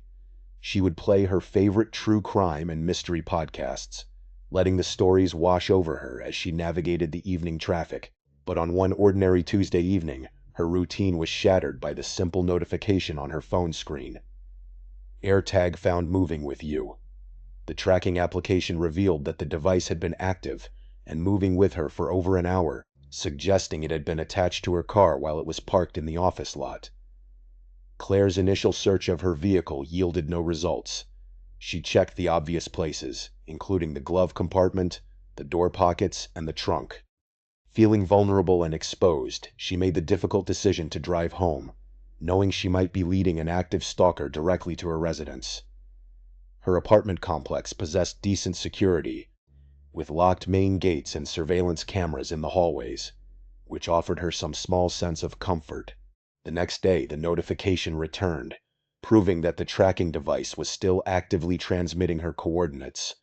Claire became consumed by anxiety, unable to focus on her work duties. That evening, she committed herself to finding the device. She systematically dismantled the interior of her car, checking under the floor mats, behind the dashboard panels, and within the fabric folds of the seats. Finally, she ran her hand deep into the narrow gap where the back seat cushions met the frame. Her fingers clamped onto a small, circular plastic object. She pulled it out and stared at the white and silver tracker. To disable the device without destroying potential evidence, Claire removed the small lithium battery. She felt an overwhelming sense of violation, realizing that someone had crawled near or inside her vehicle to hide the device. The terrifying climax of Claire's ordeal occurred the very next evening. She arrived home late from work, exhausted and ready to relax in the safety of her apartment. But as she reached the door to her unit, she gasped. The heavy wooden door was standing wide open, swinging slightly on its hinges. Claire lived completely alone, and she knew she had locked the door before leaving that morning. She wisely retreated to her car and contacted local law enforcement. When the officers arrived, they conducted a sweep of the apartment, searching closets and under furniture. They found no one inside, and remarkably, there were no signs of a forced entry. The lock was undamaged, and the door frame showed no signs of being pried open. Nothing of value had been stolen from the apartment. The police interviewed Claire about her personal life, asking if an ex-partner or coworker might have access to her keys. But Claire lived a quiet life and had never given a copy of her key to anyone. The terrifying truth was that her stalker had somehow obtained a copy of her apartment key, entered her home while she was at work, and left the door open as a chilling message that she was never truly safe. The lack of physical evidence or forced entry left the police with no active leads. Unable to sleep or feel safe in her own home, Claire broke her lease and moved to a completely different city, forever changed by the knowledge that a silent observer had infiltrated the most private areas of her life. But perhaps the most chilling use of tracking technology occurred in the case of the young man from the upper-middle-class suburb. His story illustrates how an ordinary tracking device can be integrated into a malicious, highly coordinated frame-up designed to strip a person of their freedom and reputation. The nightmare began after his hostile breakup with Devon, a woman whose volatile temper and manipulative tendencies had made the final months of their relationship a living hell. Eager to move on with his life, the young man attended a large gathering at the estate of his wealthy friend Zenon. It was there that he encountered Taylor, Devon's close friend. Taylor's sudden aggressive flirting seemed highly unusual, but under the influence of several beers, the young man dismissed his suspicions. They went upstairs to an empty bedroom, and after a brief encounter, Taylor left the room before he had even finished dressing. When he realized his wallet was missing, he searched the room thoroughly, but could not find it. Because he had blocked both Taylor and Devon on his phone, he had no way of contacting her to ask if she had taken it by accident. The next morning, the young man used his phone to track the AirTag hidden inside his wallet. The tracker showed a location at a local gym. When he arrived, the device went offline. This occurred again the following day when the tracker showed a location at a public park, only to go offline the moment he exited his vehicle. The young man began to experience a profound sense of paranoia, feeling as though he was being watched by an invisible entity. The psychological toll of this constant surveillance was immense, but the situation was about to become far more dangerous. 2 weeks later, his home was burglarized. He woke to the sound of shattering glass and huddled in his bedroom while an intruder ransacked his home, stealing his personal laptop and other electronic devices. A week after the burglary, the tracking device active in his wallet showed a location at a popular local bar. The young man, now consumed by anger and a desire for answers, drove to the bar wearing a dark hoodie to conceal his identity. The moment he arrived, the tracker went offline once again. The young man snapped, launching into a loud, aggressive tirade, accusing random patrons of stealing his property.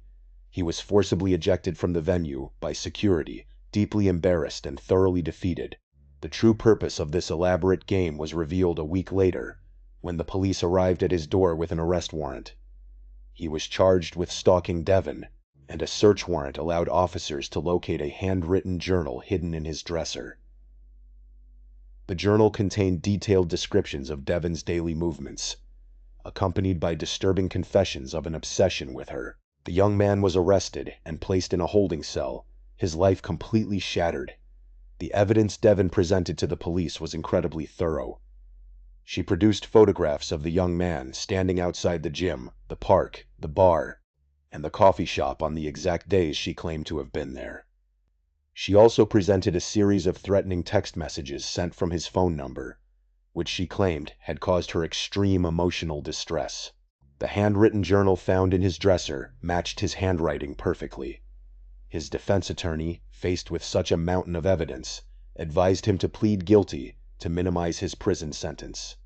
The young man felt completely abandoned, staring at the ceiling of his room for hours, contemplating the end of his life. The turning point came when Devon's secret romantic partner contacted the police to confess his role in the scheme. He revealed that Devon had engineered the entire plot as an act of revenge. She had instructed Taylor to steal the young man's wallet containing the AirTag. She then gave the tracker to her new partner, instructing him to carry it to various locations and activate it. When the young man arrived to retrieve his wallet, the partner would take photos of him from a distance before removing the tracker's battery to take it offline. Devon had also used a copied set of the young man's house keys to enter his home, staging a burglary to steal his laptop. She used the laptop to send the threatening messages to herself, ensuring there would be no physical phone records on his actual device. She had also spent hours practicing his handwriting to create the fake stalker journal, which she planted in his dresser during the staged break-in. Following the accomplice's confession, Devon was arrested and charged with multiple felonies, including perjury, filing a false police report, and burglary. All charges against the young man were dropped, but the psychological scars remained. The realization that someone could manipulate technology, forge evidence, and weaponize the legal system to destroy an innocent person was a terrifying truth that he would carry for the rest of his life.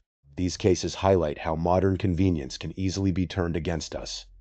A technology designed to help us locate lost keys or track luggage has become a highly effective weapon for stalkers, intruders, and those seeking to orchestrate complex malicious plots. In each of these instances, the victims were entirely unaware of the danger until a digital notification popped up on their screens, revealing that their every movement was being actively broadcast to a hostile individual. While tech companies continue to implement safety updates to prevent unwanted tracking, the reality remains that determined predators will always find ways to exploit new systems. The psychological aftermath of these encounters is often permanent. For Ashley, a simple trip to the mall during her favorite time of year became a source of ongoing anxiety. For Claire, the safety of her own home was compromised, forcing her to abandon her apartment and relocate to an entirely different city to escape the feeling of a constant, invisible presence. And for the young man who was systematically framed, the loss of trust in his friends, his relationships, and the legal system itself left a deep emotional void that may never fully heal. We live in an age where our locations, our routines, and our personal lives are constantly digitized and stored. It is easier than ever for someone to gain access to our personal spaces, either through physical infiltration or digital monitoring. These stories serve as a powerful reminder to remain vigilant, to pay attention to the small warnings our devices provide, and to never underestimate the lengths to which a dedicated adversary will go to disrupt our lives. The next time your phone alerts you that an unknown device is moving with you, do not ignore it. It might just save your life from a silent predator waiting in the shadows of the digital world. Thank you so much for watching. Let me know what you thought of today's episode in the comments. And remember, we have a whole playlist of true crime episodes ready for you to binge right now. Until next time, see ya. It was the summer of 2017 when I decided to make a massive change in my life. I packed up everything I owned into the back of my old sedan and moved to a very small, quiet town in rural Illinois. At the time, I only knew one single person in the entire area, and being a pretty quiet, introverted guy in my early 20s, making new friends was not exactly easy for me. To make things even more challenging, the town was mostly made up of retired folks, so there was not exactly a bustling social scene for someone my age. My only friend in town, a girl I will call Clara, noticed that I was struggling to adjust and wanted to help me find a way to make some extra money and maybe build some local connections. One afternoon, Clara called me up and told me about an older couple in their early 50s who lived just outside of town and were desperately looking for a trustworthy dog sitter. She figured it would be the perfect low-stress gig for me, especially since I worked from home and could easily watch the dogs while doing my regular job. I thought it sounded like a great opportunity, so we set up a time for me to go over to their house, meet the owners, and get a feel for the property. The drive out to their house was long and winding. The property was situated in a highly secluded area, surrounded by thick woods that seemed to isolate it completely from the rest of the world. When I finally pulled up the driveway, I saw a large, brick ranch-style house that looked straight out of the 1970s. It was severely outdated, and you could tell that certain parts of the structure were starting to fall apart, but I actually found it somewhat charming. In my spare time, I loved to go urban exploring and look inside abandoned buildings, so an old, slightly run-down house did not bother me in the least. The couple met me at the front door, and while they were friendly enough, I immediately noticed some highly unusual behavior. Instead of making normal eye contact with me while we were talking, both of the owners kept doing this strange, slow, full body scan of me, almost as if they were sizing me up or trying to calculate something. It made me feel incredibly self-conscious and a bit uneasy, but I brushed it off, telling myself they were probably just protective of their home. As they began to show me around the house, they did not really say much of anything. They would simply walk me to a room, open the door, stand there in complete silence while I looked inside, and then close the door before moving to the next one. It was one of the most awkward home tours I had ever experienced. During the tour, I also noticed something else that was hard to ignore. This couple ran a side business selling firearms directly out of their home. Now, I did not really have an issue with that. But what did make me uncomfortable was the sheer number of security cameras they had set up. There were cameras absolutely everywhere. They were positioned outside the house, in the hallways, the living room, the kitchen, the office, the garage, the backyard, the driveway, and there was even one pointed directly at the kitchen table. When I asked about them, the husband laughed and told me it was purely for insurance purposes, because of their firearm business. While that explanation made logical sense, having that many lenses tracking my every move made me feel like I was going to be living in a fishbowl. Still, I was desperate for the extra income and wanted to establish myself in this new town, so I agreed to the job. The couple was scheduled to go on vacation for an entire week, leaving me alone with their two sweet dogs. When the day finally arrived, the couple departed early in the morning, and I moved my things into their house. Since I worked from home, I decided to set up my temporary workspace in their home office. The office actually had a large monitor that displayed the feeds from all of the outdoor security cameras simultaneously. This turned out to be a bit of a relief because being alone on a massive, isolated property in the middle of nowhere could get a little spooky, and having eyes on the entire perimeter made me feel much more secure. Another thing to note was that the dogs had a doggy door installed, which allowed them to go outside into the fenced backyard 24 hours a day. The backyard backed up directly to the dense dark woods, and during the daytime, the view was beautiful. But once the sun went down, those woods looked like a black wall. The first night went by without any issues. I worked, hung out with the dogs, and slept soundly. But on the second night, things took a turn. I was sitting at the desk in the office around 10 in the evening, when I glanced over at the security monitor and noticed that the camera watching the driveway had gone completely offline. I did not panic because I knew that wireless internet out in rural areas could be incredibly spotty and finicky. However, being the responsible house sitter, I decided I should go ahead and check on it, just in case the camera had physically fallen from its mount or something had damaged it. As I stood up and started walking toward the front door, I suddenly heard the dogs scramble frantically off the living room floor. They bolted through the doggy door into the backyard, barking louder and more aggressively than I had ever heard them bark before. The sudden noise in the dead of night sent a massive jolt of adrenaline through my body. I walked quickly to the back door, hoping to call the dogs back inside before they disturbed any distant neighbors or, worse, got into a fight with a wild animal. When I peered through the glass of the back door, I could see both dogs standing at the far end of the yard, pressed against the wooden fence that bordered the woods. They were barking furiously at one exact spot in the tree line. I stared into the darkness, straining my eyes to see if there was a deer, a raccoon, or maybe a stray dog out there, but I could not see a single thing. My mind immediately began to play tricks on me, conjuring up scenes from every horror movie I had ever watched. I knew I had to get the dogs back inside immediately so I could lock the door and calm down. I ran to the kitchen, grabbed a handful of high-value dog treats, and managed to lure them back into the house. Once they were safely inside, I decided I was not taking any chances.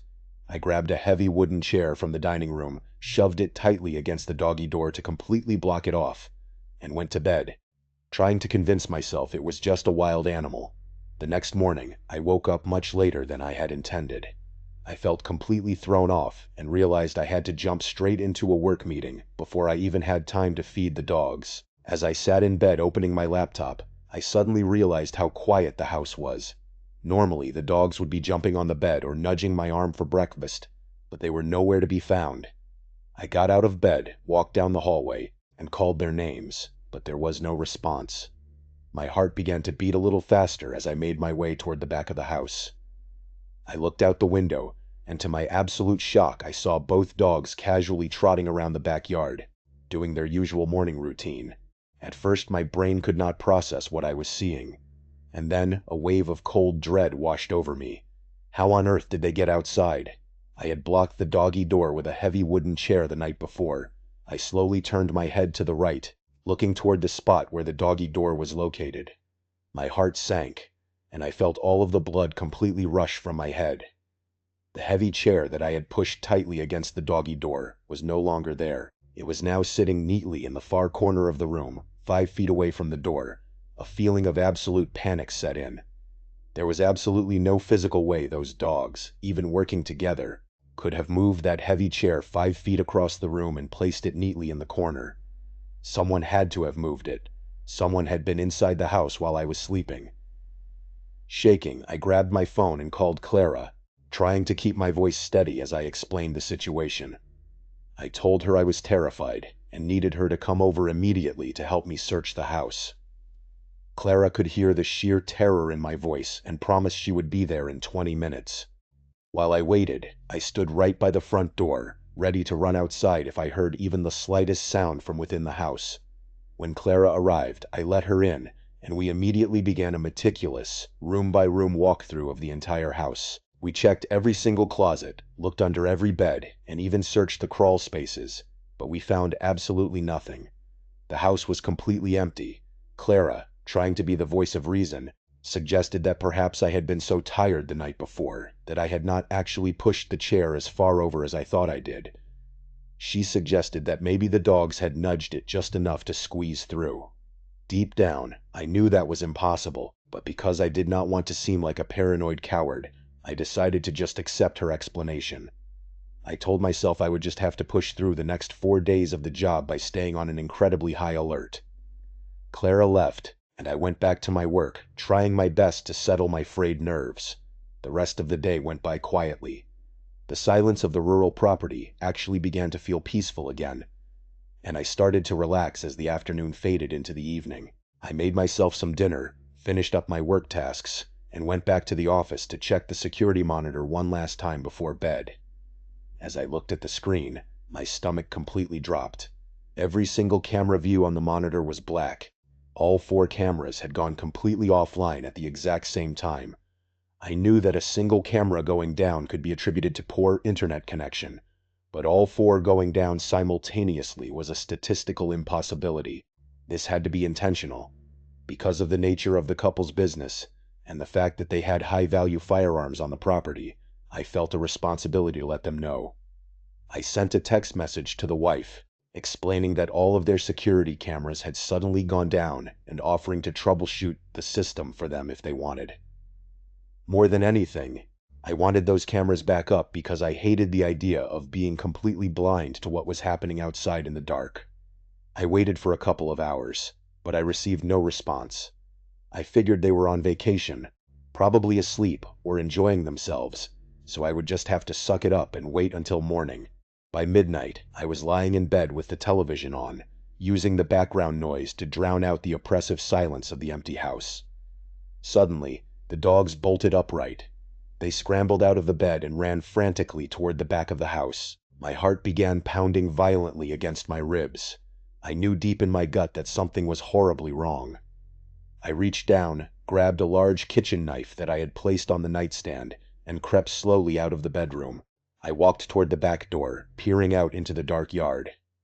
The dogs had already stopped barking, and were now just pacing back and forth, sniffing along the wooden fence. I opened the door slightly and tried to whisper yell to get them to come back inside. But just as I did, a loud, heavy thump echoed from the complete opposite side of the house. I froze in place.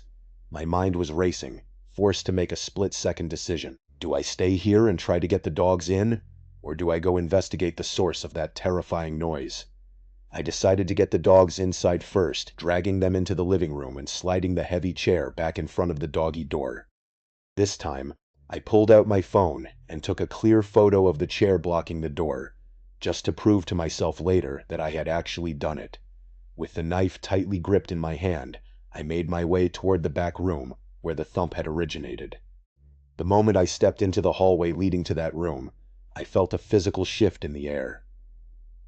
It is hard to describe to someone who has never experienced it, but when there is another human presence in a room, the atmosphere completely changes. The air feels heavier, and there is a sort of subtle white noise in the silence, a tiny break in the stagnancy of the empty space.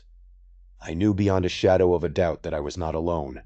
I was not about to walk blindly into the dark room to investigate, so I stood in the hallway and called out, asking who was there and what they were doing.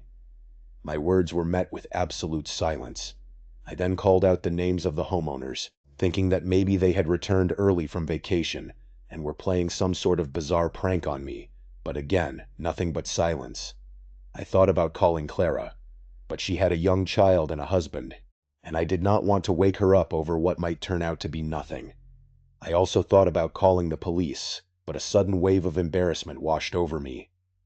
I imagined the officers arriving, finding absolutely nothing, and thinking I was just a paranoid idiot who could not handle being alone in an old house. I slowly backed out of the hallway, reached out, quietly closed the door to that back room, and locked it from the outside. I went back to the living room, sat on the couch with the dogs, and sat there with my phone in one hand and the kitchen knife in the other, completely unable to decide what to do next. About 20 minutes passed in agonizing silence. Suddenly, my phone buzzed. It was a text message from the wife. The text read, "Hi, don't worry about the cameras, you are safe." I stared at the screen, completely thrown off. First of all, they were vacationing in Florida, which meant it was almost 2 in the morning where they were. Why was she texting me so late? And more importantly, why did she say I was safe? I had only texted her about the cameras being down. I had never mentioned anything about feeling unsafe. It was an incredibly bizarre choice of words. I started typing out a generic polite reply, but before I could hit send, another text message from her popped up on my screen. The text read, also, "Can you make sure that I didn't leave the garage door open to the inside? I don't want anything getting in." My chest tightened. The door she was referring to, the one leading from the garage into the house, was located inside that exact back room where I had heard the loud thump and felt that terrifying presence. There was absolutely no way I was going to go back into that room. I decided to simply ignore the message, pretending that I had already fallen asleep and had not seen it. But just 2 minutes later, she texted again. It read, "Hi, I know it is late, but can you please check on this for me as I am worried?" My gut was absolutely screaming at me not to go. Every survival instinct I had was telling me to stay on that couch. But then, a small part of my brain tried to rationalize the situation. What if a wild animal had indeed gotten into the garage and was trying to claw its way into the house? What if that was the thump I heard? With my phone and knife still tightly gripped, I slowly stood up and walked back toward the locked door of the back room. As I approached the door, I stopped and pressed my ear against the wood. I heard a faint, distinct shuffling sound coming from the other side. I stood there, completely paralyzed, trying to decide if I should open it. Suddenly, my phone screen lit up in my hand with another text message from the wife. It read, "I see you are up. Can you please go in and check?" I felt a wave of icy terror wash over me. I had completely forgotten that they had security cameras inside the hallway and the living room. The cameras inside were still working, and they were actively watching me. Why were they watching me on their security feed at 1 in the morning, while they were supposed to be on vacation in Florida? And why were they pushing me so aggressively to open that specific door? Realizing that I was being watched, and feeling an immense pressure to comply, I reluctantly unlocked the door and pushed it open. I stretched my arms out as far as they could go, keeping myself as far back from the threshold as possible to get a wide view of the room. The room was dark, and I could not hear or see anything unusual. I took 2 slow, cautious steps into the room.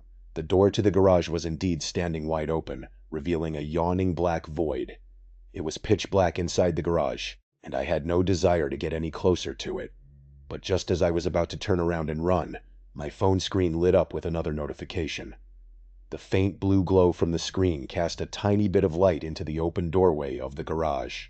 Just 2 steps away from me, in the dim light, I saw the clear, unmistakable outline of a human arm pressed flat against the wall right next to the doorframe. Someone was hiding just inside the garage, waiting for me to walk through the door. My fight or flight response kicked in with absolute blinding intensity. I did not think. I simply spun on my heel, bolted out of the room, slammed the door shut behind me, and locked it. I sprinted into the kitchen, grabbed my car keys off the counter, and ran straight out the front door into the cold night air.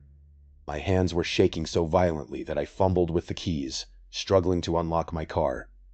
As I finally got the door open and climbed inside, I glanced back at the house. The large garage door was slowly opening, lifting halfway up into the air. I started my car, and as the headlights flicked on, they illuminated the interior of the partially opened garage. There, in the far corner, squatting behind a cardboard box right next to the door I had been about to close, was a grown man wearing a dark jacket. I did not waste a single fraction of a second. I slammed the car into reverse, floored the gas pedal, and went flying down the long driveway. I drove directly to the nearest police station, tears of pure terror streaming down my face. When I burst through the doors of the station, I was hyperventilating, barely able to form coherent sentences. I managed to explain to the officers what had happened, and they immediately dispatched a unit to go check out the property. I sat in my car in the police station parking lot, my body shaking uncontrollably. I decided to text the wife, telling her that there was an intruder in her house, and asking her to check the security cameras to see if she could see him. I received absolutely no response. About half an hour later, the police officer returned to the station. He walked over to my car and told me that the garage door was indeed wide open when they arrived, but the house was completely clear. There were no signs of a forced entry, and they had checked the entire perimeter of the yard and found nothing out of the ordinary. The officer could see that I was completely out of my mind with fear, so he kindly offered to let me follow him back to the property, so he could do one final walkthrough with me there to prove it was safe. Once we did the search, and I saw with my own eyes that no one was inside, the officer wished me a good night and left. I knew there was absolutely no way I was going to be able to sleep. It was already approaching 4 in the morning, so I just lay on the living room couch with the dogs, wide awake, my fingers wrapped tightly around the handle of the kitchen knife. About 20 minutes after the police officer left, my phone buzzed with another text from the wife. It read, "Hi, plans changed. We will be home soon. You can go home now." I stared at the message in utter disbelief. They were completely disregarding the fact that a terrifying intruder had just been inside their home, a situation that I had literally just texted her about. Furthermore, they were suddenly coming home 4 days early, without warning, and would be there in just a couple of hours. I did not want to spend another second trying to analyze their bizarre behavior. I grabbed my bags, loaded them into my car, and left. The home was located on a secluded rural road, about a quarter of a mile from the main street. As I drove down the road and approached the stop sign, I happened to glance in my rearview mirror. My heart stopped. A dark car, driving with its headlights completely turned off, slowly pulled into the couple's driveway. I quickly grabbed my phone and sent a text to the wife, saying that someone had just pulled into her driveway as I was leaving.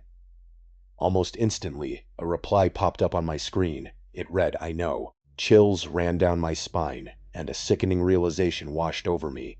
They were setting me up. They had been in the area the entire time. They had never been in Florida.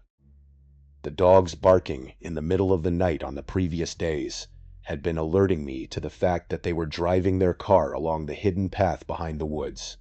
They had intentionally shut off the outdoor security cameras, so I could not see them creeping around the property while I was inside. Completely oblivious. They had used the indoor cameras to watch my movements and tried to bait me into the dark garage where that man was waiting. I never heard from that couple ever again. Clara profusely apologized to me, swearing up and down that she had no idea how deeply disturbed they were. She told me she only knew them as regular customers who came into the local diner where she worked. After that terrifying incident, Clara said she never saw them come into the diner again. I am 30 years old now, and I still struggle to process what happened to me that night. I know that I am safe now, but the realization that I was just seconds away from God knows what is a feeling that I can never shake. A few years after that incident, I moved to a busy suburb just outside of Baltimore and took a job working as a bartender at a local bar and restaurant. To understand this next experience, you really have to understand the unique layout of the place. It was a very popular spot, but it had a highly unconventional way of operating. There were absolutely no waiters or waitresses on staff. Instead, there were only bartenders like myself and the kitchen cooks in the back. If a customer wanted to order food or non-alcoholic drinks, they had to walk up to the bar, place their order directly with us, and then pick it up from the counter when it was ready. I never quite understood why management chose to run the place this way, though I suspect it was just a cheap tactic to avoid paying a full waitstaff. Despite the odd setup, it kept the work incredibly fast-paced, which I actually really enjoyed. The place was constantly packed, especially on the weekends. The atmosphere was always incredibly lively, with great music playing, a buzzing crowd, and a large standing area near the DJ booth where people would gather to dance and socialize. Because of the constant flow of people, my shifts usually flew by, and since I love talking to new people, it was pretty much the perfect gig for me. I would have probably lost my mind if I had to stand around waiting for hours between serving customers. One particular weekend night started off like any other. It was a Friday, which meant we were gearing up for a massive rush. By 9 in the evening, the bar was completely slammed. It was a heavily college-aged crowd that night, which always meant a rowdier environment, lots of spilled drinks, and unfortunately, much smaller tips. I was running around behind the bar, trying to keep up with a group of kids who kept ordering endless rounds of tequila shots, when I happened to glance across the room. I saw an elderly couple walk through the front door and make their way toward a booth in the far corner of the restaurant. At first glance, there was nothing particularly strange about them.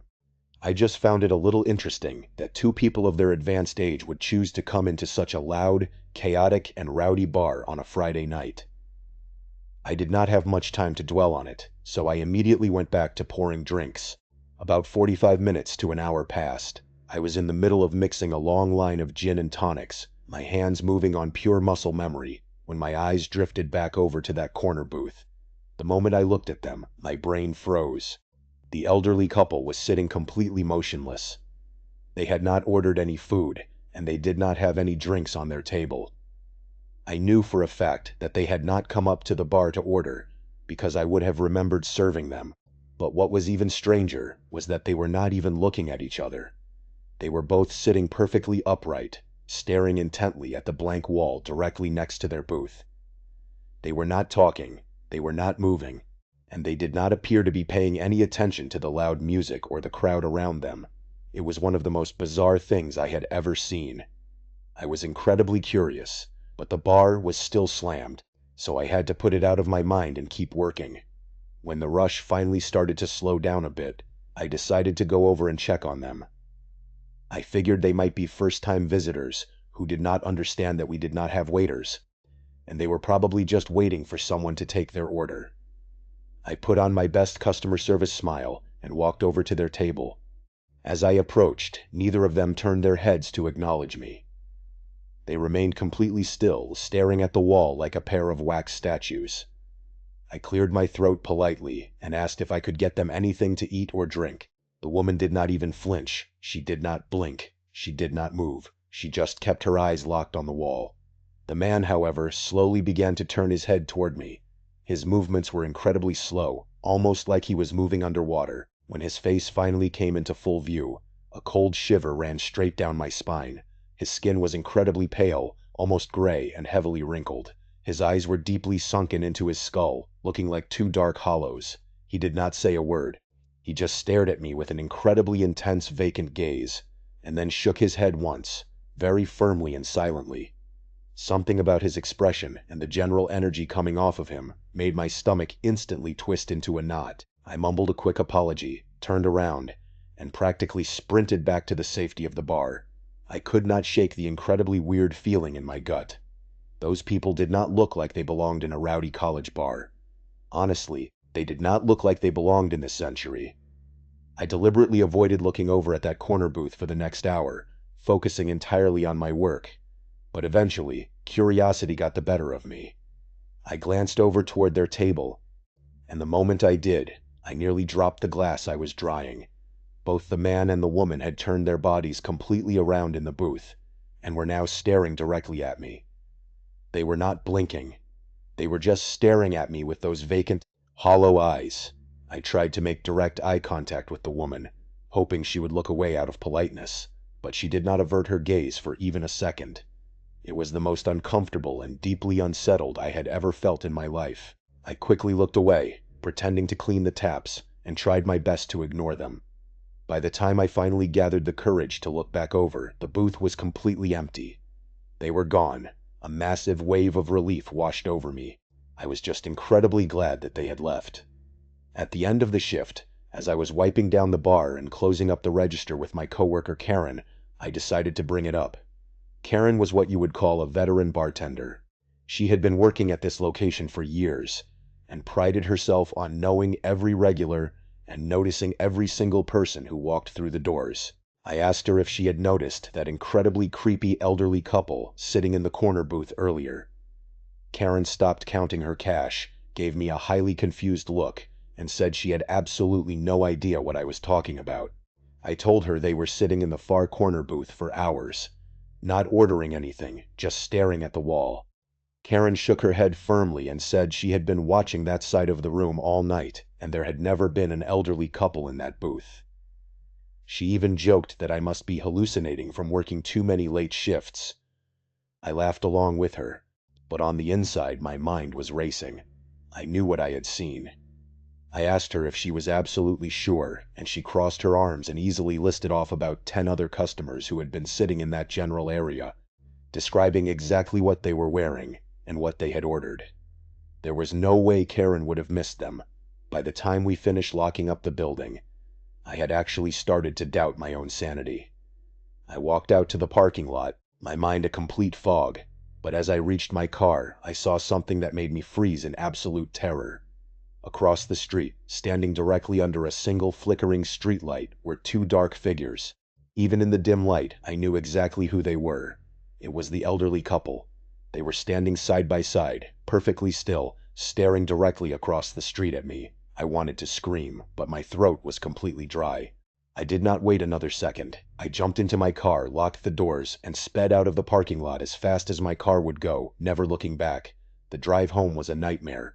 I kept crying, repeating the words, "Oh my God," over and over again. I had so many terrifying questions. Did Karen really not see them? Were they even real people? Was I losing my mind? I never saw those people again, and I never got an explanation. It is a mystery that still haunts me to this day. A few years later, I met a guy who became one of my closest friends. He told me a story about his father that was so deeply unsettling it has stayed with me ever since. His father worked as a logger in the dense, isolated forests of the Pacific Northwest. Specifically, he was a tree saw operator, which meant he operated a massive, incredibly dangerous machine designed to cut down giant trees and slice them to specific lengths. The job required long, grueling hours of intense physical labor, and he was often completely alone in some of the most remote wilderness areas in the country, because the logging crew was paid based on the volume of wood they cleared, rather than the hours they worked. His father would often push himself to work 16 to 20-hour days to finish jobs ahead of schedule. Once he and his partner finished cutting down the trees, the rest of the heavy crew would come in with trucks to transport the timber to the mill. His father spent about half of his time working entirely alone, but the other half was spent working alongside his close friend Griffin, who was also a tree saw operator. Because they were often positioned on opposite ends of a massive job site, they relied heavily on two-way radios to communicate. Several years ago, his father and Griffin were assigned to a highly remote job site located high up on an isolated mountain. The location was so inaccessible that it took the logging company's road crew over 3 weeks just to clear a dirt path wide enough for their heavy equipment to reach the site. By the time they actually began cutting timber, they were miles away from any form of civilization, surrounded by nothing but endless, dense forest. They were about 10 days into the job, making excellent progress, when they suddenly started hearing strange, faint chatter coming over their two-way radios. At first, the voices were incredibly muffled and distorted by static, making it impossible to understand what was being said. They tried switching to different channels, but to their confusion, the strange chatter seemed to follow them no matter which frequency they chose. Anyone who has ever used standard radio equipment knows that this should be technically impossible unless someone was actively scanning and matching their channels. As they moved further up the mountain, clearing trees as they went, the voices on the radio became clearer and more distinct. They still could not make out full, coherent conversations, but the general tone of the voice fragments they captured felt deeply off. His father said the voices sounded almost entirely casual, yet the content of what they were saying remained completely unintelligible, almost like they were speaking in a strange code or a language he had never heard before. To make matters worse, they also started finding physical signs that other people were living on the mountain. They found random plastic containers left in the brush, strange footprints in the mud, and small, crude makeshift campsites hidden deep in the trees. Given how incredibly remote and inaccessible this area was, these discoveries were deeply alarming. There was absolutely no reason for anyone to be up there. One afternoon, Griffin was working near a hidden game trail when he spotted a small, camouflage tent pitched deep in the thicket. He immediately radioed his father, and the two of them decided to go investigate. They approached the tent cautiously, calling out to see if anyone was inside, but there was no response. They decided to open the flap and look inside. Inside the tent, they found a single sleeping bag and a large duffel bag. When they zipped open the duffel bag, they were met with some of the most horrifying and disturbing items imaginable. The bag was filled with multiple pairs of children's underwear. I used to play basketball back in high school. I was never really too good or anything. I just played so I could say I played a sport and to put something on my college resume. This one particular game we were playing some nearby school. I cannot remember the name of it, but we were home. This was not an important game, so not a lot of people were watching in the bleachers. I think we were down like 22-13 when some kid on the other team started trash-talking me and a few of my teammates, but mostly me, making fun of my size and my hair. It got to the point where after every shot I missed, the kid would throw some wise-ass comments my way. Eventually I could not take it anymore, and I shoved the kid as hard as I could. He fell on his back, sliding off the court. My teammates held his teammates back from attacking me as the referee blew his whistle and ejected me from the game. I did not care. It felt way too good to feel bad about it. I walked right past my coach, not even batting an eye, and went straight for the locker room. The door was locked for some reason. I did not want to have to awkwardly ask my coach to go unlock it. So I went outside and went around to the other side of the boys' locker room where there was an outside entrance. Strangely, that one was open. That door was never left open. As I stepped into the locker room, I realized it was as cold in there as it was outside. The door must have been open all game. The lights also were not on, and I did not have my phone on me, so I could not use the flashlight or anything. I shut the back entrance door and began feeling around the walls like a blind person looking for the light switch. Over the sound of my skin rubbing against the brick wall, I heard a locker click. It was the sound of one of the lockers closing. I confidently called out, asking who was there, assuming it was one of my teammates. There was no reply. It was dark in there, but not the kind of dark where you cannot see anything. I began a slow walk down past the aisles, scanning each one for anybody who could have made that sound. And all the while I heard footsteps in the room, so I knew I was not alone. I got to the last aisle and saw for a mere second at the opposite side of the aisle someone really big moving behind the lockers as if they were hiding. I felt my heart skip a beat and was officially freaked out. So I decided to just leave and wait for the game to end to get my stuff. I made my way to the main entrance and tried to pull the door open, but it was locked from the inside too. I found the light switch right next to the door though, and the return of light made me feel a little better. With the light on, I gained the confidence to just confront whoever was in the locker room. Again, I started doing laps around the locker aisles, but I did not see anyone. However, I still heard the footsteps opposite me wherever I went. If I was in one aisle, I heard the footsteps exactly opposite me in the next aisle over. I continuously called out, asking who was there. I never even got so much as a cough in response. I became almost out of breath walking and running around the aisles so much. I then looked at the lockers and realized that in between them were tiny holes in which you could see over to the next aisle. I had an idea. I could peek through one of those holes and see who was on the other side, and so I quietly got on my knees and put my eye up to one of the holes. At first, all I thought I saw on the other side was darkness, as if something were blocking it, but I quickly realized what it was. What I was looking at through that hole was an eye.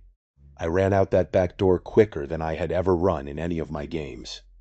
When I went up to my coach, who understandably looked annoyed at me, I told him there was someone in the locker room. At first he assumed it was just the janitor, but after I convinced him it was not. He looked at me with a look on his face that told me he believed me. After the next call, he told the referees to pause the game, because there might be an intruder in the locker room. Half of my team and the coach went in to investigate, but by that time whoever was in there was gone. I did not feel stupid or anything, as everyone seemed to believe me. I mean, the room was freezing, and the back door was still open for crying out loud. What we did find out at the end of the game, however, was that 4 of my teammates were missing their clothes from their lockers. All of them from the freshman locker aisle.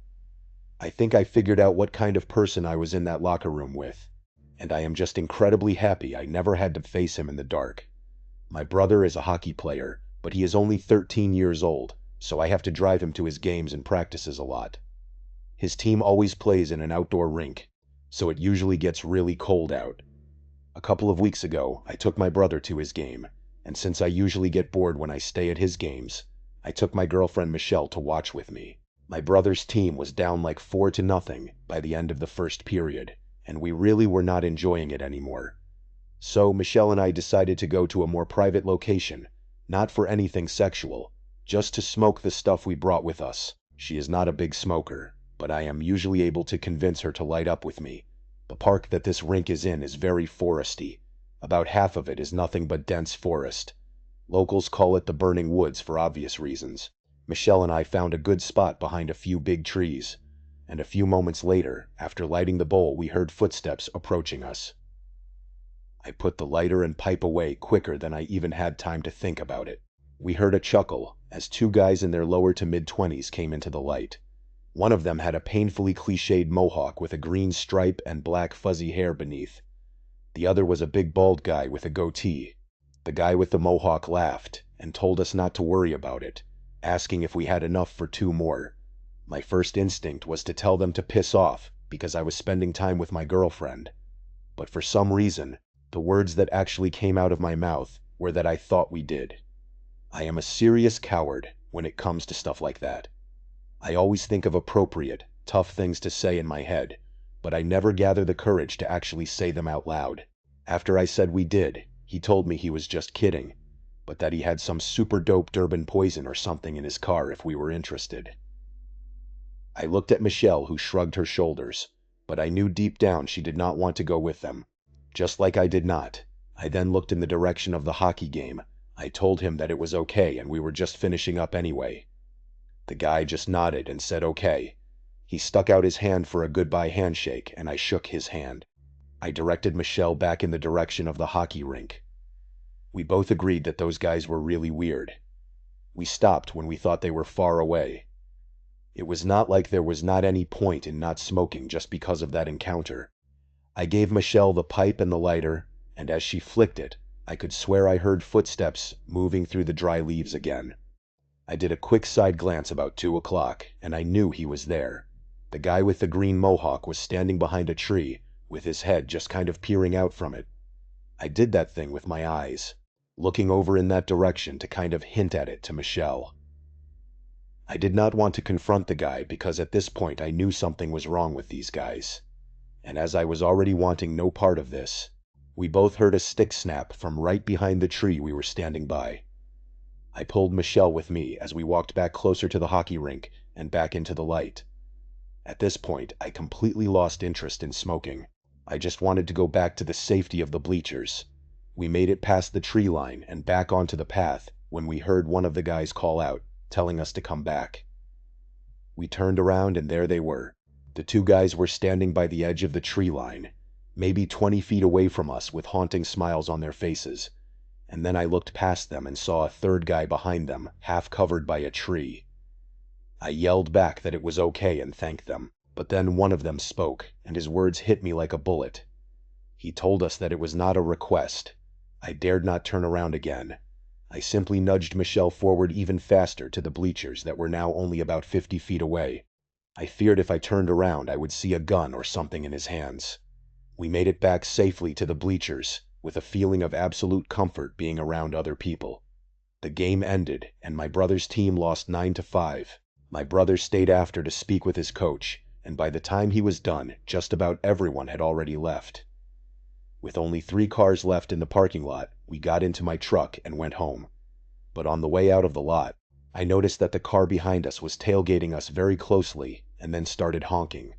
I knew it was them. They must have waited for us. Why were they targeting us? We did not do anything. By a lucky break, we did not have to drive far. Parked on the corner of a side road was a police car. We pulled up next to it and the car behind us kept driving past. We pointed at the car, telling the cop those guys were harassing us. All the cop did was nod and say okay before rolling up his window. I drove away slowly, hoping to see his lights turn on, but they did not. He did not care to chase them down. Even though 2 weeks have passed, it still bothers me every single day. All my life, I will never forget this experience. I have always had a close group of friends who I could relate to, and we all loved baseball. 6 of us were on the same team in a league, while all 8 of us consistently played pickup baseball with each other. We lived in the country, and there was this really low-key, convenient little clearing in the woods, which had a baseball field and a basketball court. It was almost like our own private park. Nobody else was ever there, mostly because nobody knew about it. It was off some dead-end dirt road with nothing on it, and it was surrounded by nothing but forest. We were all 11 or 12 years old at the time, and living in the country, you tend to have parents who are a little more lenient with letting you out unsupervised. At least that is how it was for us. This field was about a quarter of a mile away from my house, so I always walked with my baseball bag containing my bat, glove, and a few extra balls. This was the day that ruined it for our whole group in this park. It was a Friday night, middle of July, so the sky was turning that deep orange as the sun was setting.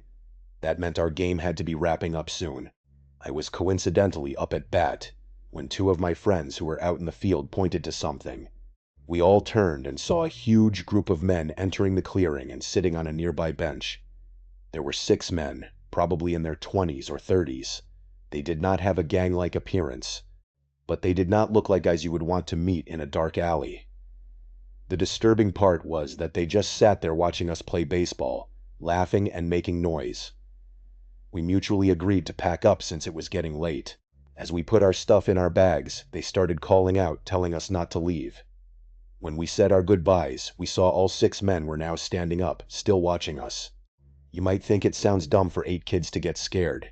Just because some men entered a park, but they were intently staring at us.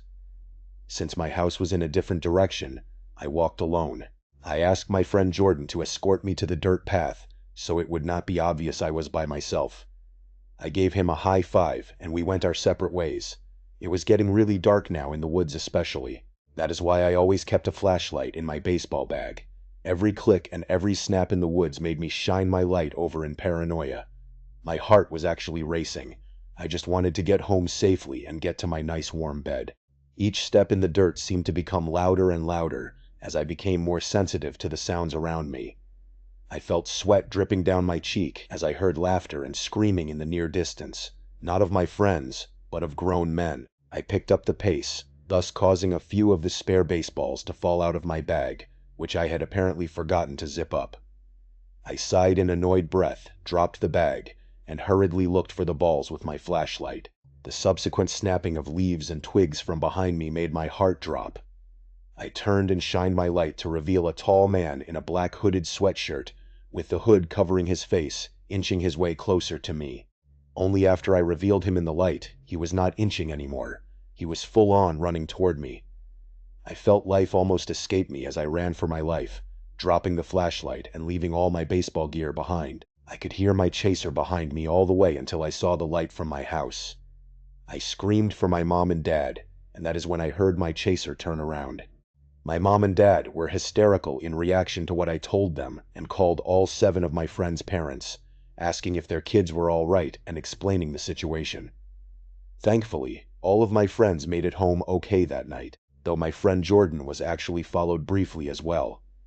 He told me he was not chased after he started running, though. After this incident, all of our parents stopped allowing us to go to that field. My family and I still live in the same country house today, and it still makes me feel a bit uncomfortable knowing that those men know exactly where I live. Thank you so much for watching. Let me know what you thought of today's episode in the comments. And remember, we have a whole playlist of true crime episodes ready for you to binge right now. Until next time, see ya.